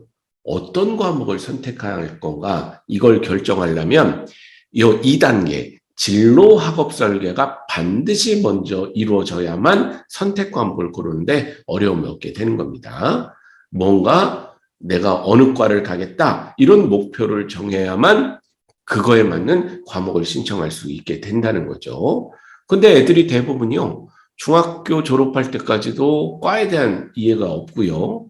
고등학교 들어가서는 또 1학년 때 적응하기 바쁘니까 중간고사, 기말고사, 인생의 중요한 그런 아주 중요한 시험이라고 볼 수가 있죠. 고등학생들은. 그런 거 준비하다 보면, 나 무슨 학과 가야 되지? 이런 거에 대한 탐색이 굉장히 부족하기 때문에 고등학교 1학년 1학기 끝나고 학교에서 가정통신문이 나와서 선택 과목 골라주세요 하면 우리 학부모 학생들이 굉장히 당황하는 모습을 많이 볼 수가 있고 근데 뒤에 설명드리겠지만 또 선택 과목을 잘못 고르게 되면 대학 입시에도 큰 영향을 미치게 되거든요. 그래서 중요한 일인데 그런 선택이 그 설계의 과정이 선행되지 못하고 있는 거 요게 이제 굉장히 안타까운 현실이다라고 볼 수가 있습니다.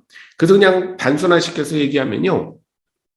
우리 학부모님들은 애가 고등학교 1학년 1학기 끝날 때까지 2년 뒤에 지원할 과를 먼저 정해주시는 게 요즘 모든 교육제도상, 입시제도상 아이를 편하게 만드는 일이다라는 거 꼭 기억을 하셨으면 좋겠습니다. 다시 한번 고등학교 1학년 1학기 끝날 때까지 대학 입시에 지원할 목표 학과를 정하는 거 이게 우리 학생과 학부모들을 굉장히 편하게 만드는 그런 길이다라고 이해하시면 되겠습니다. 그럼 왜 그런가? 그런 걸 위해서 대학 입시의 변화 좀 설명을 드릴게요. 대학 입시의 변화. 수시와 정시로 우리나라 대학 입시는 구분되어 있는 거 아시죠? 수시와 정시. 그런데 수시에서는 학생부 위주의 전형이 대표 전형이라고 보시면 되겠고요. 학생부 위주의 전형에는 학생부 교과 전형이 있고 학생부 종합 전형이 있습니다. 학생부 교과 전형은 내신 성적을 중심으로 아이들을 평가하는 그런 시험이다라고 보시면 되겠습니다. 내신 성적을 중심으로 아이들을 평가하는 시험이 되는 거고요. 학생부 종합에서는 교과, 비교과, 그러니까 내신 성적 플러스 학교에서의 여러 가지 활동 내용을 같이 보는 시험이라고 보시면 되겠습니다. 학생부 종합 전형. 그러니까 더 간단하게 생각하시면요. 학생부 교과는 내신, 학생부 종합은 내신 플러스 활동 이렇게 이해를 하시면 되게 되는 겁니다. 그리고 정시는 수능 한 방으로 애들을 뽑는 시험이 정시다 이렇게 이해하시면 되는 거죠. 수시는 학생부, 정시는 수능, 학생부 교과는 내신, 학생부 종합은 내신 플러스 활동 이렇게 생각하시면 되게 되는 거죠. 자, 그런데 혹시 여러분들 요즘 입시를 이해하시기 위해서는 대학들의 상황을 이해하시는 게 굉장히 중요한데요.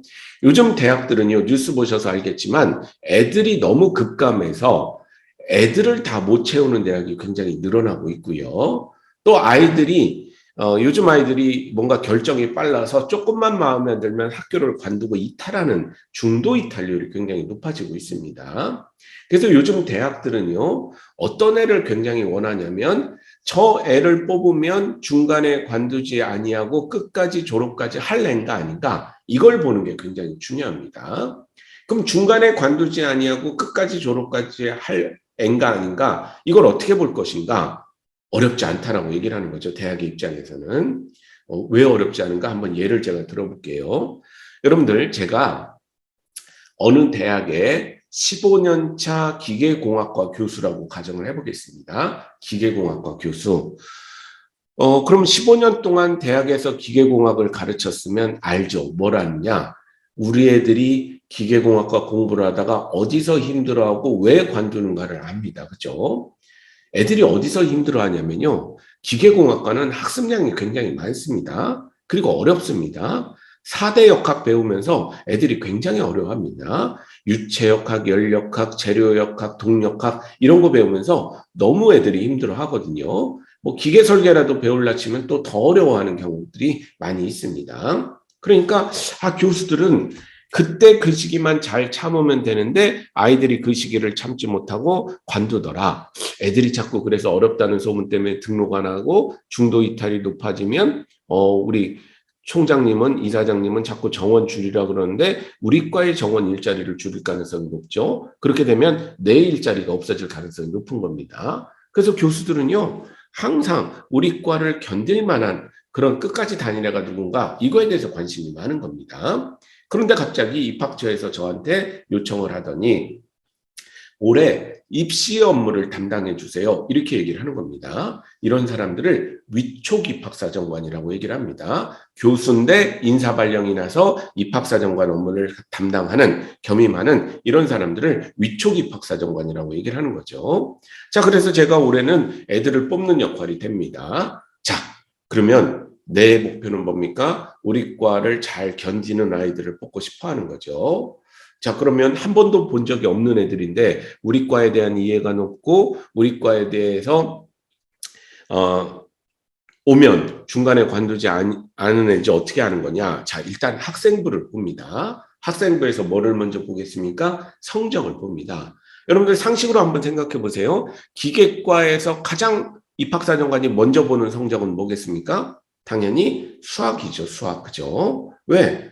대부분의 역학은 수학으로 구성되어 있기 때문에 그렇습니다. 그렇죠? 그래서 이 아이가 수학 상하, 수학 1, 2 이런 데서 좋은 성적을 거두고 있는가, 우리 학교 레벨에서 견딜 수 있는 수학 성적을 갖고 있는가, 이걸 보는 게 굉장히 중요한 겁니다. 그렇죠? 그 다음으로 뭘 보겠습니까? 수학 중에서도 미적분을 선택했는가 를 또 봅니다. 미적분은 선택이거든요. 그죠? 그러니까 일반 선택 과목입니다. 미적분을 선택하는가를 우리 대학은 볼 겁니다. 왜? 우리 역학은 대부분 다 미적분 모르면 할 수가 없기 때문에 미적분에서 어느 정도 성적을 거뒀는가, 우리 과 와서 견딜 수 있는가, 이걸 보는 거죠. 그 다음에 뭘 보겠습니까? 기하까지 이 친구는 해야 됩니다. 이건 진로 선택 과목이죠. 기하도 선택했는가를 볼 겁니다. 왜? 우리 역학을 배울 때는 기하에 대한 이해도 굉장히 중요하기 때문에 그렇습니다. 그래서 입학사정관이 기계과 교수가 딱 보기에 수학 성적 나쁘지 않고 뒤로 갈수록 향상이 됐고 미적분 선택했고 성적 나쁘지 않고 기하 선택했고 성취도 나쁘지 않고 그러면 얘는 견딜 가능성이 높아지게 되는 겁니다. 그럼 여기서 멈추지 않고 그 다음으로 어떤 과목을 볼까요? 과학 과목을 볼 겁니다. 왜 과학 과목을 볼 수밖에 없냐면요. 우리나라 입시제도의 특이성 때문에 그동안 이런 애들이 얼마나 많이 대학을 관뒀는가를 교수들은 눈으로 확인을 해왔습니다. 어떤 애들이 관뒀느냐? 지구과학을 선택하고 생명과학을 선택하고 기계과에 들을 수가 있는 거죠. 그렇죠? 왜? 그냥 선택으로만 그 대학이 특별히 과목을 지정하지 않았으면 들을 수 있는 겁니다. 그죠? 지정한 대학도 있지만.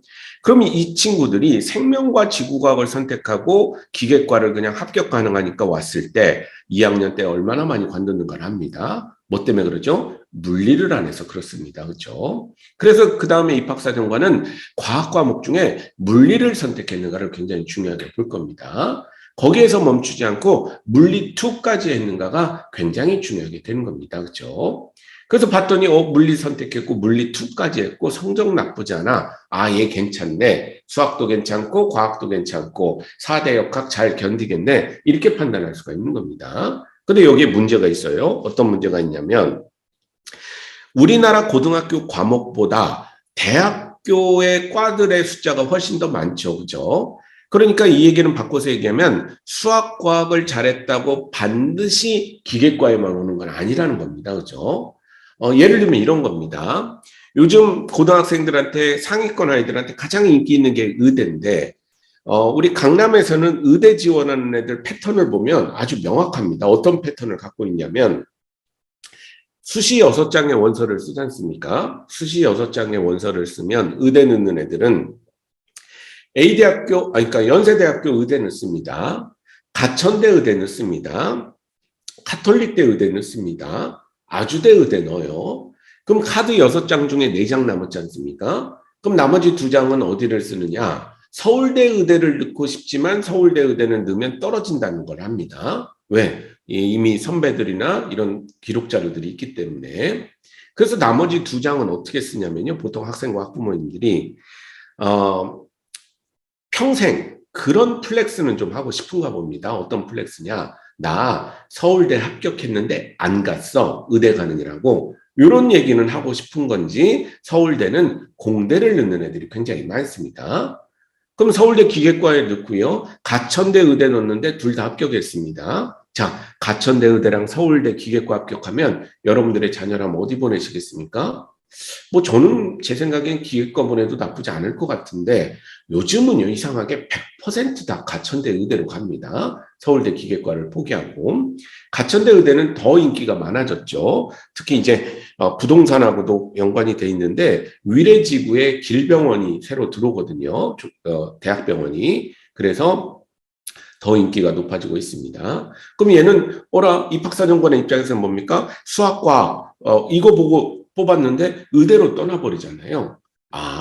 성적만 봐서는 안 되겠다. 애들의 활동 내용을 같이 봐야 되겠다. 이렇게 되는 겁니다. 그렇죠?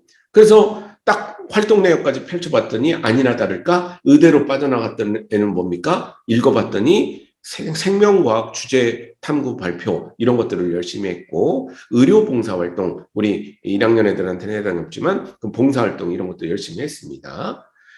기계과 또 원회를 딱 펴봤더니 걔는 뭡니까? 물리 선생님이 그렇게 직접적으로 써주진 않지만 얘는 공학자가 꿈이라서 그런지 물리에 관해서 공학에 대해서 여러 가지 새로운 시도를 하는 걸 좋아한다. 뭐 이런 얘기들이 쓰여 있고 진로 시간에 공학 관련된 여러 가지 활동을 했다면 이 친구가 우리 과 오를 애였네. 이렇게 판단을 할 수가 있게 되는 겁니다. 이런 것들을 학생부 종합전형이라고 얘기를 하는 거죠. 그럼 왜 대학들은 학생부 종합전형을 좋아하냐? 학생부 종합전형을 좋아하냐면요.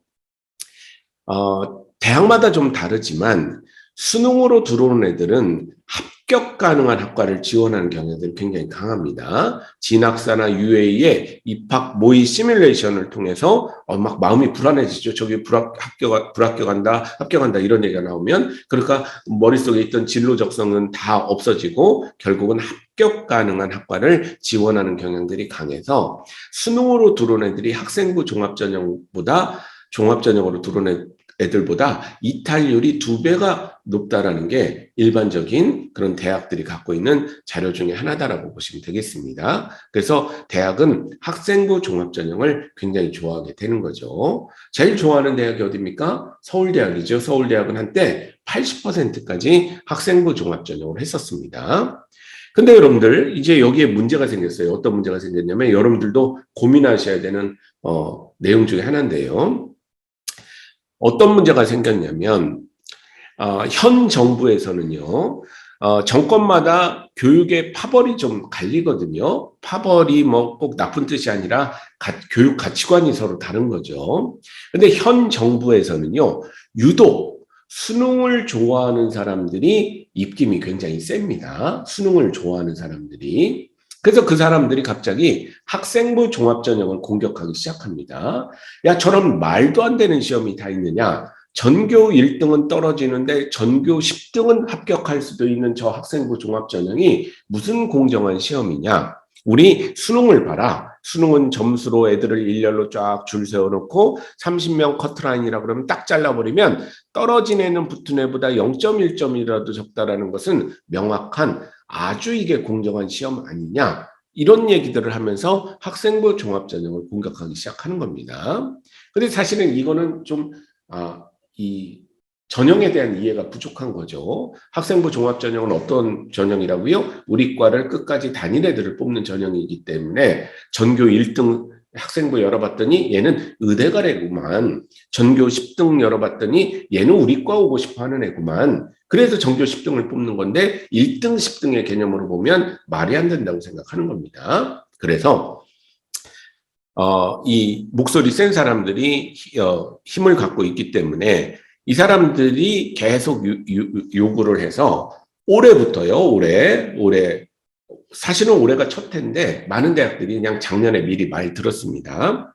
그래서 올해부터는 서울 지역 주요 15개 대학은 이 비율로 강제로 맞춰달라. 어떤 비율? 수시 60%, 정시 40%를 맞춰달라고 요구를 하게 된 겁니다. 이것 때문에 논란이 좀 많아요.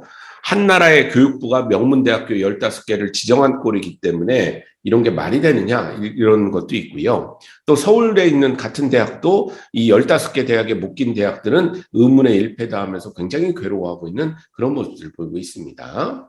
자, 그러면 서울대 같은 경우는 80%까지 수시를 했었는데 그걸 60까지 줄여야 되죠. 6대 4로 뽑으라고 얘기를 하는데 여러분들 수시에서는요. 6군데 지원해서 중복 합격자가 굉장히 많기 때문에 중복 합격 6군데 다 합격하더라도 한 군데밖에 못 가게 되니까 5군데는 애들을 못 뽑게 되는 거죠. 그래서 추가 합격을 시키더라도 기간이 한정이 돼 있기 때문에 또는 학교의 판단하에서 멈추게 되는 경우가 있습니다. 다 추가 합격을 채우는 것이 아니라. 그래서 못 뽑은 인원은 정시로 넘겨서 정시에서 추가적으로 더 뽑게 돼 있거든요. 그래서 사실은 수시에 다 못 채우는 정원이 대학마다 다르지만 4에서 5% 되는 경우도 많습니다. 그러면 6대 4로 출발을 하게 되면 실질적인 뽑는 비율은 55대 45 정도가 되는 거고요. 그냥 기회를 올림을 해버리면 그냥 5대 5 정도라고 보시면 되는 거죠. 그래서 갑자기 정시의 비중이 굉장히 커져 있는 상황이다라고 이해를 하시면 되겠습니다. 이것 때문에 지금 고등학교들이 난리가 난 거죠. 광명도 마찬가지일 것 같은데 왜 난리가 났냐면요. 전에는 일반고 재학생은 수시, 특목고, 자사고, 재수생은 정시 이런 공식이 딱 이렇게 어느 정도 성립이 되고 안정화되는 모습을 보였었는데요. 일반고에서도 학생부 종합전형이 수시의 인원이 줄어들고 정시의 인원이 커지게 되다 보니까 이거 정시 뽑는 숫자 무시할 수 없겠네. 이거 내가 도전해 봐야 되는 거 아니냐? 이런 생각들을 하는 학교들이 점점 늘어나고 있습니다. 그래서 발빠른 게 또 강남이죠. 여러분들, 강남은 지금 어떤 분위기냐면요. 고등학교 2학년 1학기까지 최선을 다해서 학교 내신을 따라가 보려고 노력을 하고요. 근데 학교 내신 따기 어렵지 않습니까? 그죠? 내신이 잘 나오는 애들은 어떻게 됩니까? 학생부 종합전형으로 가버리면 되거든요. 근데 내신이 생각이라는 게 뭐죠? 자기 욕심보다 덜 나올 때는 아예 그냥 바로 수능으로 돌려서 수능 준비를 하겠다라는 그런 분위기가 요 강남 지역에는 많이 형성이 돼 있다는 겁니다. 그래서 지금 앞뒤가 다 안 맞아요. 고교 학점제 해야 되는데 갑자기 고등학교들은 수능을 좀 강화해야 되는 거 아닌가? 뭐 이런 생각들을 하고 있기 때문에 지금 현장이 더 혼란스러운 그런 상황이다라고 보시면 되겠습니다. 그래서 우리 질문 중에 이런 것도 많았었는데요. 저는 이 강남식의 스타일을 한번 따라 보시는 게 어떤가 싶습니다. 고등학교 2학년 1학기까지 최선을 다해서 학교 내신을 따라가 보려고 노력을 하고 그 내신 성적이 욕심에 차지 않을 때는 수능으로 돌려서 수능 공부를 열심히 하는 게 현재 바뀐 입시 제도에는 맞지 않을까 그렇게 생각을 하는 겁니다. 누구까지? 지금 중학교 1학년 2학년 올라가는 애들까지, 그러니까 현재 중1까지.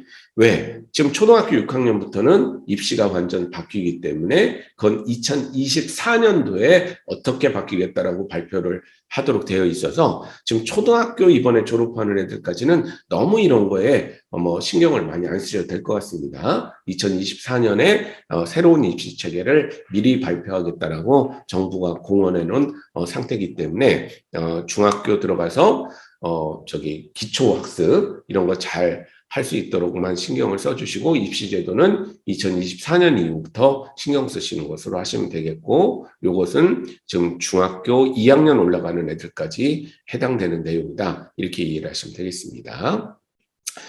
그래서 지금 수시와 정시가 서로 무시할 수 없는 애들은 두 가지 공부를 같이 신경을 써야 되는 이제 아무리 수시 를 중심으로 가는 일반고더라도 학교에서 가끔 보는 모의고사도 굉장히 중요해지는 이런 상황이 됐다라는 거 여러분들 기억을 하셨으면 좋겠습니다.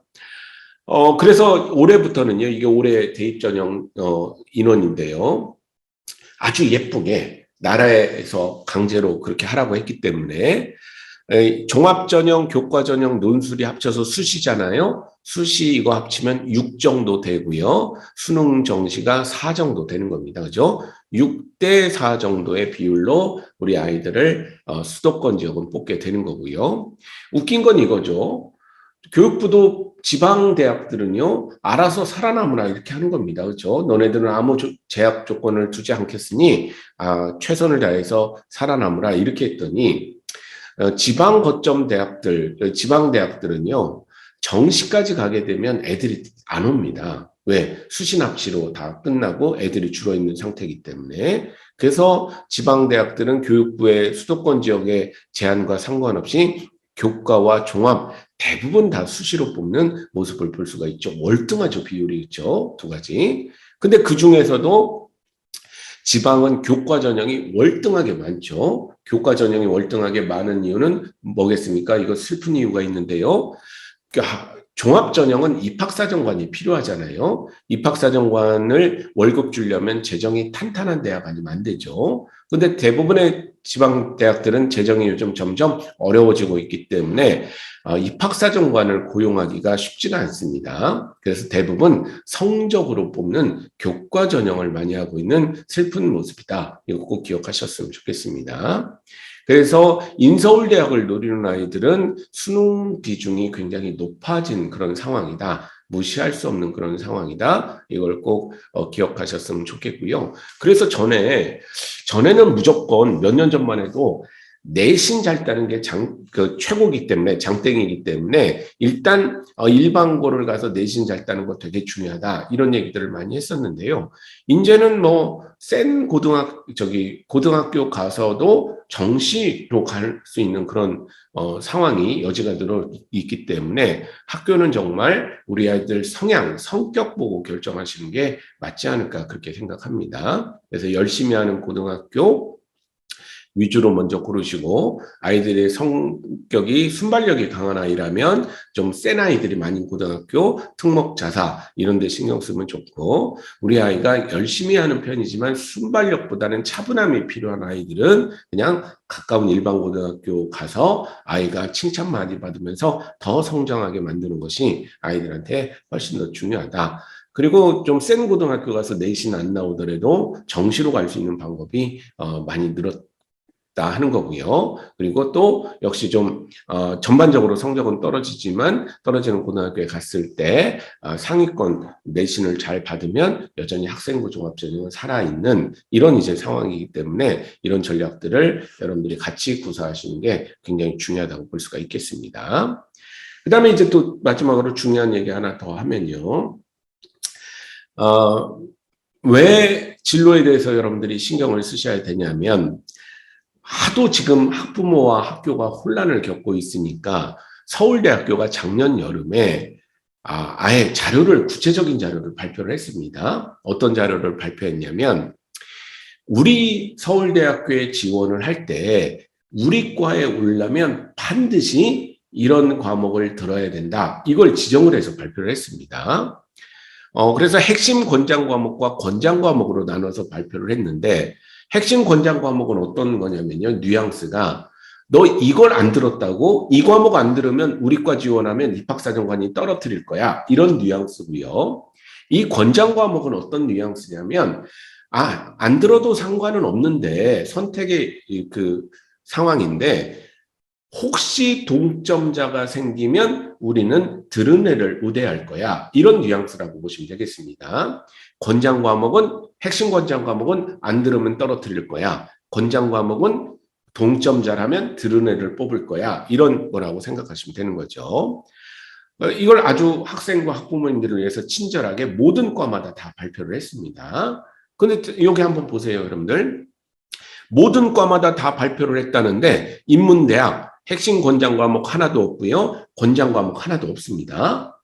오타가 아니라 없는 겁니다. 무슨 얘기냐? 서울대 인문대학을 노리는 아이들은요. 아무거나 들어도 상관없다. 우리는 특별히 원하는 선택 과목이 없으니 너네들이 하고 싶은 거 자유롭게 선택해서 너네들의 역량을 보여달라. 이렇게 되는 겁니다. 그렇죠? 좋게 얘기하면 이렇게 표현을 할 수가 있는 거지만 나쁘게 얘기하면 또 어떻게 됩니까? 이것 때문에 이공계 아이들이 교차 지원할 수 있는 여지가 훨씬 더 많아진 겁니다. 사회 과목에 대한 구체적인 권장 과목들이 있다면 이과 애들은 그걸 안 들었으면 지원하기가 굉장히 어려울 텐데 이거 없으면 이과 애들도 자연스럽게 많이 지원할 수가 있게 되는 거죠. 이런 게 있다라고 보시면 되겠습니다.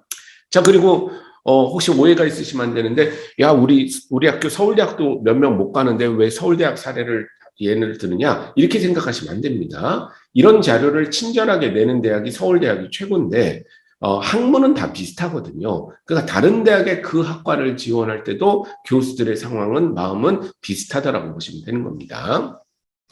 자, 그리고 사회과학대학도 다 없는데 딱 하나 학교가 있죠. 경제학과가 미적분 확률과 통계를 했으면 좋겠다라고 얘기를 하는 겁니다.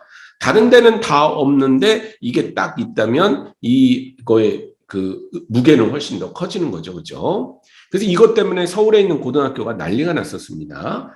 왜? 아직도 게으른 일부 학교들에서는 야 무슨 문이과가 없어졌어. 우리는 그냥 익숙하게 문이과로 학교를 운영하자. 그래서 어떻게 운영하려고 했었냐면요. 야 이과 애들은 미적분반이야. 문과 애들은 확률과 통계야. 이렇게 나누려고 했었습니다.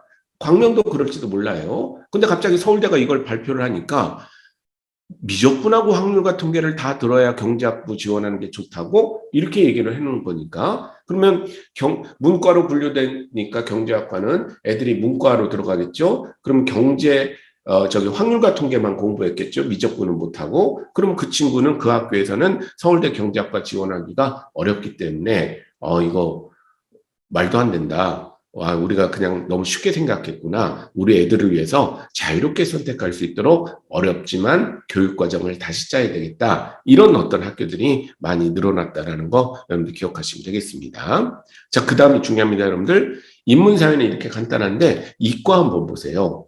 이과는 어마어마합니다. 과마다 다 이렇게 요구사항이 다릅니다. 일부 과만 좀 보면요, 시간 관계상. 수리과학부 통계학과 수학과죠. 여기서 뭐라고 얘기를 합니까? 야, 무슨 수학을 선택을 한다고? 그러면서 무슨 우리 수학과를 들어와. 야, 지정하자. 우리 미적분, 확률과 통계, 기하. 이거 안 들으면 떨어뜨릴 거야. 이렇게 이제 못을 박아놓은 겁니다. 그죠? 그 다음에 여러분들이 이런 거에 관심을 많이 가져주셔야 되는 건 이런 거죠. 여기 화학생물공학부 한번 보세요. 물리학 2를 반드시 해야 된다고 되어 있죠. 그렇죠? 화학하고 생물공학부인데 물리 2가 핵심인 겁니다. 화학이나 생명이 아니라. 왜냐하면 우리들이 과에 대한 이해가 부족하기 때문에 화학생물공학부, 즉 옛날 말로 화학공학과가 되는 거죠. 화학공학과는 사실은 물리과나 기계과에 가까운 그런 학문을 배우는 곳인데 화학공정학과의 줄임말인데 우리는 화학을 응용한 학과로 그동안 잘못 알고 있었던 거죠.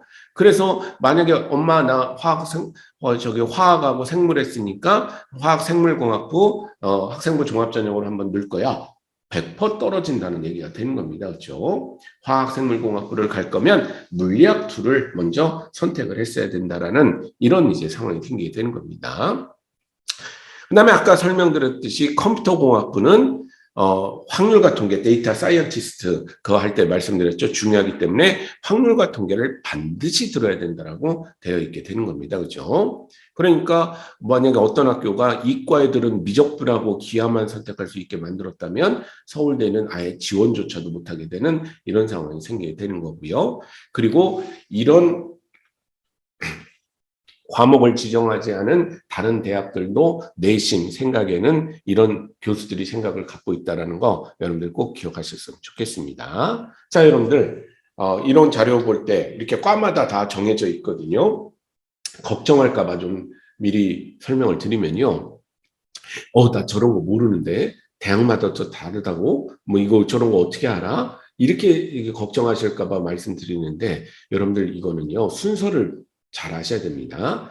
우리 애가 대학 때 무슨 학과를 가겠다라고 결정하는 게 먼저라고 그랬죠. 그걸 결정하시면요. 그 다음에 목표 대학의 홈페이지 가보면 다 이런 거는 PDF 자료로 다 있습니다. 여러분들이 마음껏 다운받을 수 있게. 근데 이 자료를 한번 보세요. 우리 애가 뭘 해야 될지 모르는 상황에서 이 자료를 보게 되면 너무나 혼란스럽죠. 그렇죠? 선택을 대체 뭘 해야 될지 헷갈리기만 합니다. 근데 우리 아이가 로봇가 좋아서 기계를 하겠다라고 결정을 하게 되면 기계공학과를 가겠다고 1학년 1학기 때 결정을 하면 여기 뭐라 하라고 그랬죠? 물리학 2, 미적분, 기하 필수로 해야 되는 겁니다. 그러니까 1학년 1학기 때 학교에서 선택하라고 그럴 때 아마 2학년 때 기하를 할 가능성이 높죠. 학교마다 다릅니다. 미적분하거나 기하 그거 선택하면 되는 겁니다. 그 다음에 일단 물리학은 1부터 해야 되죠. 그러니까 사회 과목 한 과목하고 과학 과목 3과목 할 때 나는 물리 1을 먼저 신청을 해야 되겠다. 이렇게 되는 거죠. 나중에 이제 물리학 2까지 듣게 되는 거고 뭐 학교마다 다른데 이거 2학년 때 하는 학교도 있고 3학년 때 하는 학교도 있는데 그리고 확률과 통계도 드러나야 되겠다. 결국 기계공학과도 수학은 미적분, 기하, 확통을 다 듣는 게 도움이 되겠구나. 이렇게 여러분들이 이해하시면 되는 겁니다. 과를 정하면 아주 간단하지만 과를 정하지 않으면 되게 복잡한 게 이런 선택 과목 문제다라고 보시면 되겠고요. 이런 것들을 분석을 해보면요. 여러분들이 너무 불안한 마음 가지실 필요 없는 게 전체 88개 학과 중에 40개 학과만 권장 과목을 지정했습니다. 그러니까 반 정도는 특별히 무슨 과목을 들어야 된다 이걸 정하지 않았다는 거죠. 근데 그 반의 대부분이 다 어디라고요? 인문사회 대학이라고 보시면 되겠습니다. 그래서 목표 대학이 어디냐에 따라 목표 학과가 뭐냐에 따라 선택 과목을 지정하고 안 하고의 차이가 굉장히 크니 목표 학과를 설정하는 게 굉장히 중요하다고 볼 수가 있고요. 자연과학 대학이 평균적으로 요구사항이 가장 많습니다. 평균적으로. 그중에서도 천문학과가 가장 요구사항이 많은데 지구과학, 미적분, 기하, 지구과학 2, 물리 2, 확률과 통계 이런 걸 다 고등학교 때 선택을 해야 된다. 이렇게 강조를 하고 있는 겁니다. 그러면 거꾸로 얘기하면 천문학이라는 목표를 세우면 이거 선택하면 되는 거잖아요. 그죠? 그러니까 선택에 대한 그런 불안감을 없애려면 목표 설정을 먼저 해야 된다고 보시면 되겠습니다. 그리고 과목별 지정학과 수를 살펴보면요. 대부분 이 과목들에 대한 지정은 수학과 과학에 대한 지정이라는 것을 알 수가 있게 되는 거죠. 사회 과목을 지정하는 학과는 거의 없습니다. 사회 과목은. 사회는 자유롭게 들어도 된다. 좋아하는 거 하면 된다. 하지만 이 수학과 과학, 특히 수학 과목에 대한 지정, 이거 안 하면 도저히 우리 학교는 두를 생각하지 마라. 이 수학 과목이 굉장히 많다는 것을 알 수가 있는데요. 이렇게 여러분들이 생각하시면 될 것 같아요. 어떻게? 여러분들의 자녀가 만약에 완전히 인문 쪽이다, 어문 쪽이다, 이렇게 생각하시면요. 확률과 통계만 들으셔도 됩니다. 확률과 통계만. 근데 여러분들의 자녀가 인문 쪽이지만 약간 사회과학대학 쪽, 그러니까 상경계열이나 심리학과나 이런 거, 그 다음에 이과 쪽으로도 확장을 해서 컴퓨터공학과나 산업공학과 같은 거, 그 다음에 완전 중립적인 농대나 생활과학대학, 굉장히 범위가 넓어지죠. 그죠? 문과에서부터 이과까지. 여기에서 고려를 해볼 생각이 있다 할 때는 미적분하고 확통을 같이 듣는 게 굉장히 중요하고요. 그렇죠? 그러니까 문과 쪽의 아이들도 미적분하고 확통만 같이 들어도 굉장히 선택의 폭이 넓어지게 되는 겁니다. 그리고 완전히 나는 그냥 원래 이과다, 원래 이공계를 갈 거다 이런 친구들은 상위권, 중상위권 이상일 때는 미적분, 확통, 기하 세 가지를 다 같이 듣는 게 훨씬 지원의 폭이 넓어진다는 거 여러분들이 기억을 하셨으면 좋겠습니다. 그리고 선택 과목별로 상관 분석이 있어요. 예를 들면 여기 화학2가 있죠. 화학2를 지정한 데에는 상당히 높은 비율로 생명과학2를 지정을 하고 있습니다. 그러니까 화학과 생명은 같이 움직이는 그런 세트다라고 볼 수가 있는 거죠. 화학과 생명 대 물리의 대결이라고 보시면 되겠습니다. 그렇죠? 그래서 어떤 과목을 선택하면 어떤 과목을 같이 공부해야 되겠구나 이런 걸 여러분들이 살펴보실 수 있는 그런 좋은 자료들이 목표학과만 정하면 대학교에 많이 있다. 이걸 설명드리고 싶고요. 마지막으로 누가 저기 물어보셔서 입시에 넣었는데요. 실제로 올해 입시의 상황입니다, 여러분들. 요번에 흔히 말하는 이과 애들이 문과 지원한 경우, 이과 애들이 문과 지원했다는 건 뭘까요? 그거죠. 저기 과학탐구 선택한 아이들이 인문사회 지원한 경우가 대표적인 거죠. 그다음에 미적분 기하 선택한 아이들이 이공계 지원, 인문사회 지원하는 건데 작년까지만 해도 서울대에서 이과 애들이 문과 지원하는 건 거의 없었고요. 연대고대도 마찬가지인데 올해는 서울대 인문사회 쪽에서 4분의 1 정도가 이공계 애들이 지원했습니다. 연대고대는 거의 반 정도가 이공계 애들이 지원한 거죠. 그래서 실제로 지금 서울에서는 어떤 상황이냐면요. 이거 여러분들 실제 합격 사례입니다.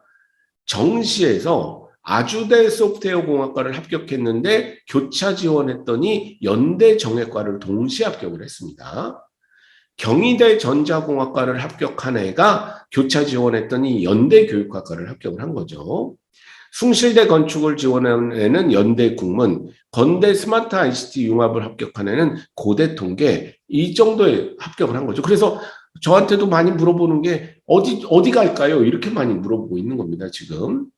여러분들 사실 취업으로 보면 아주대 소프트웨어 공학과가 연대 정외과보다 훨씬 더 잘 되거든요. 취업률로 보면. 근데 아직도 학생과 학부모님들은 연대라는 단어, 고대라는 단어가 너무 매력적이지 않습니까? 그죠? 이거 버리기가 굉장히 아까운 겁니다. 그래서 지금 학생과 학부모님들이 많이 고민하다가 내린 결론은 뭐냐면요. 내린 결론은 일단 연대 정외과 등록을 하자.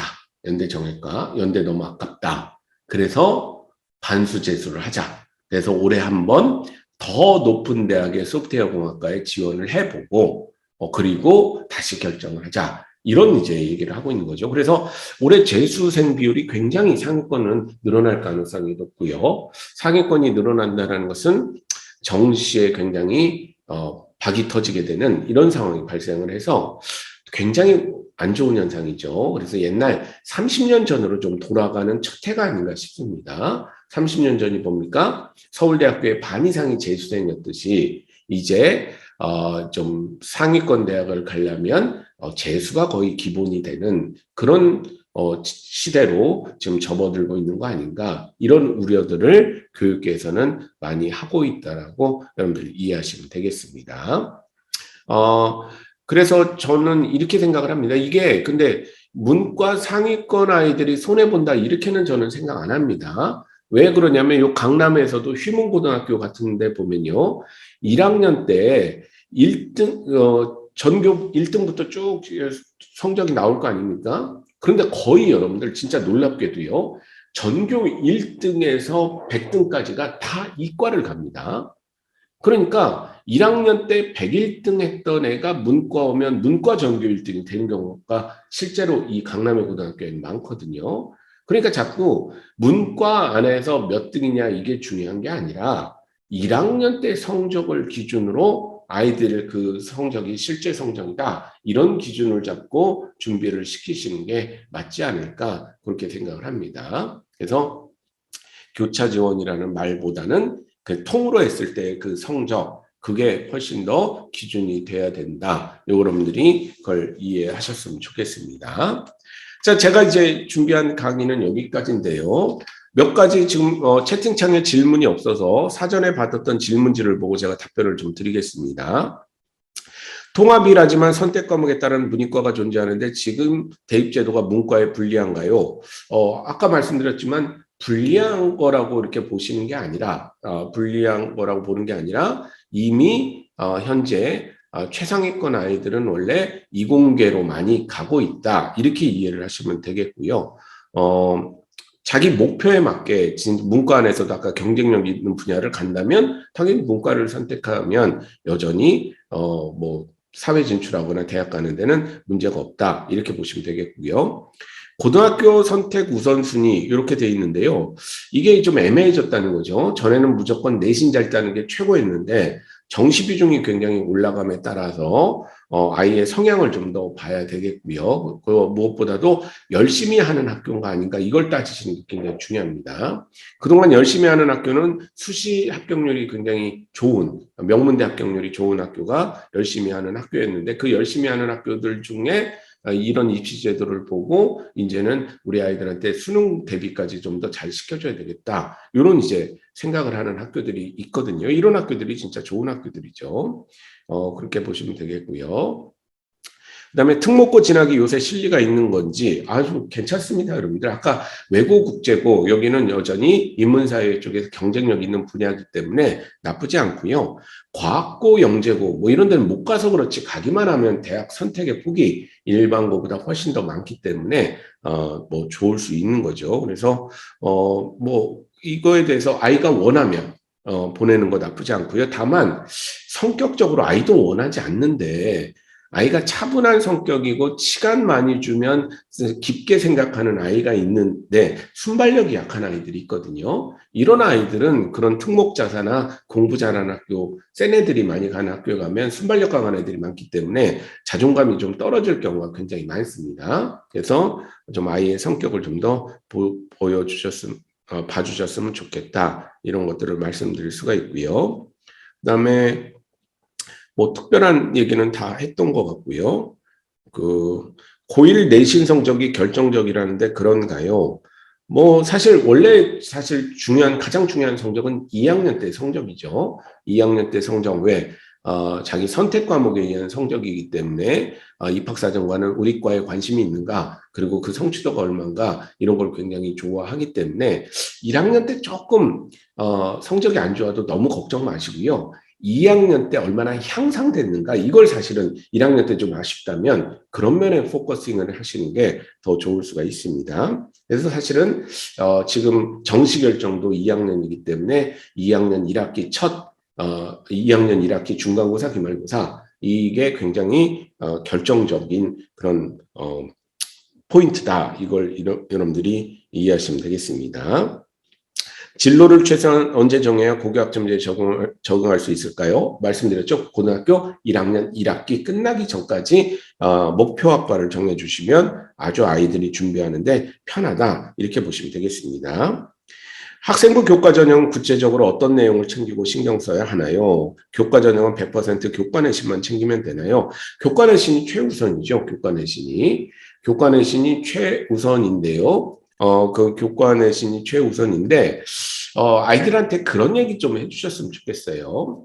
물론 잘하는 애야 아무 문제가 없는데, 그래도 우리 아이들 지금 현재 상황이 그런 거지, 뒤로 갈수록 빛날 애들이 굉장히 많지 않습니까? 그렇죠?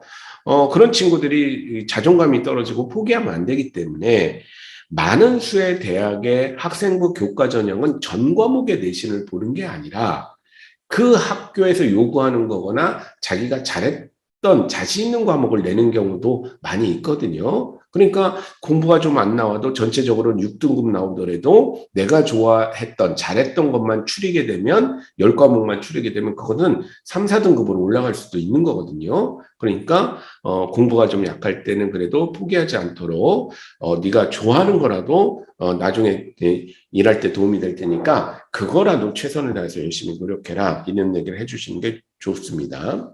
그리고 올해 하나 특징은 연세대학교 같은 경우에 면접이 굉장히 크게 영향을 미쳤다라는 지금 소문이 돌고 있습니다. 그래서 아이들이 이제 평소에도 또박또박 자기 생각 얘기하고 발표하는 그런 훈련들 잘 시켜주는 거 굉장히 중요하다고 볼 수가 있고요. 우리 채팅창으로 질문이 이거 많이 왔네요. 언제 읽었죠? 잠시만요.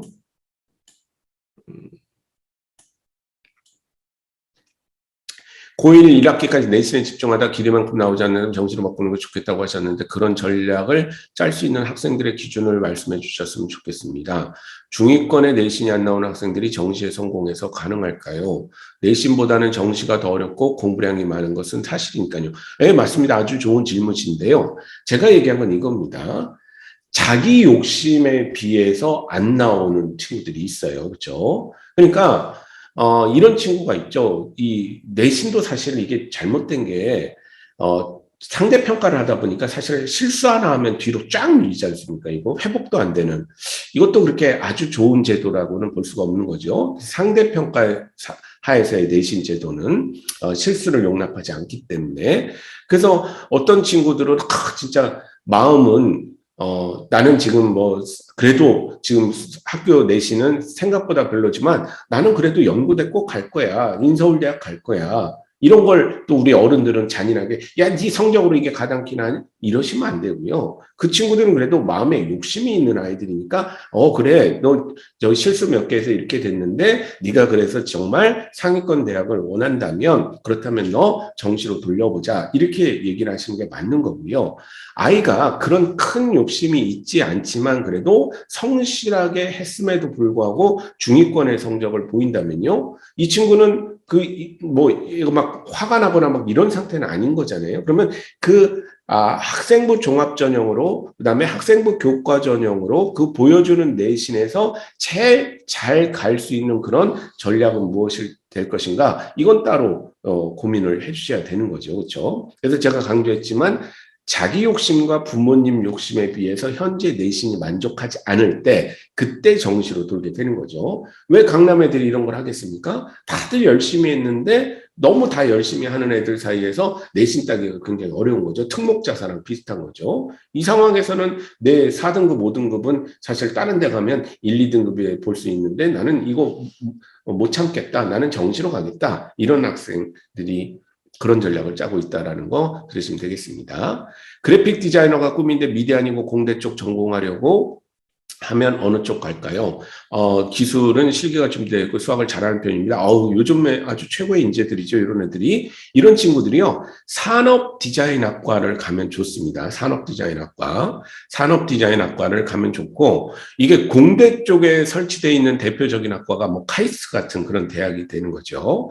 그래서 약간 공학스러운 산디과를 찾으시는 게 굉장히 좋고, 그게 아니고 굳이 공대에서 저걸 찾으시려면 산업공학과가 가장 이 공대 안에서 그래픽 디자인을 할 수 있는 그런 분야라고 보시면 되겠습니다. 왜 그러냐? 산업공학 안에는 인간공학이라는 학문이 있고, 인간공학은 항상 산업디자인학과랑 협업을 하기 때문에 그런 모습을 보이게 됩니다.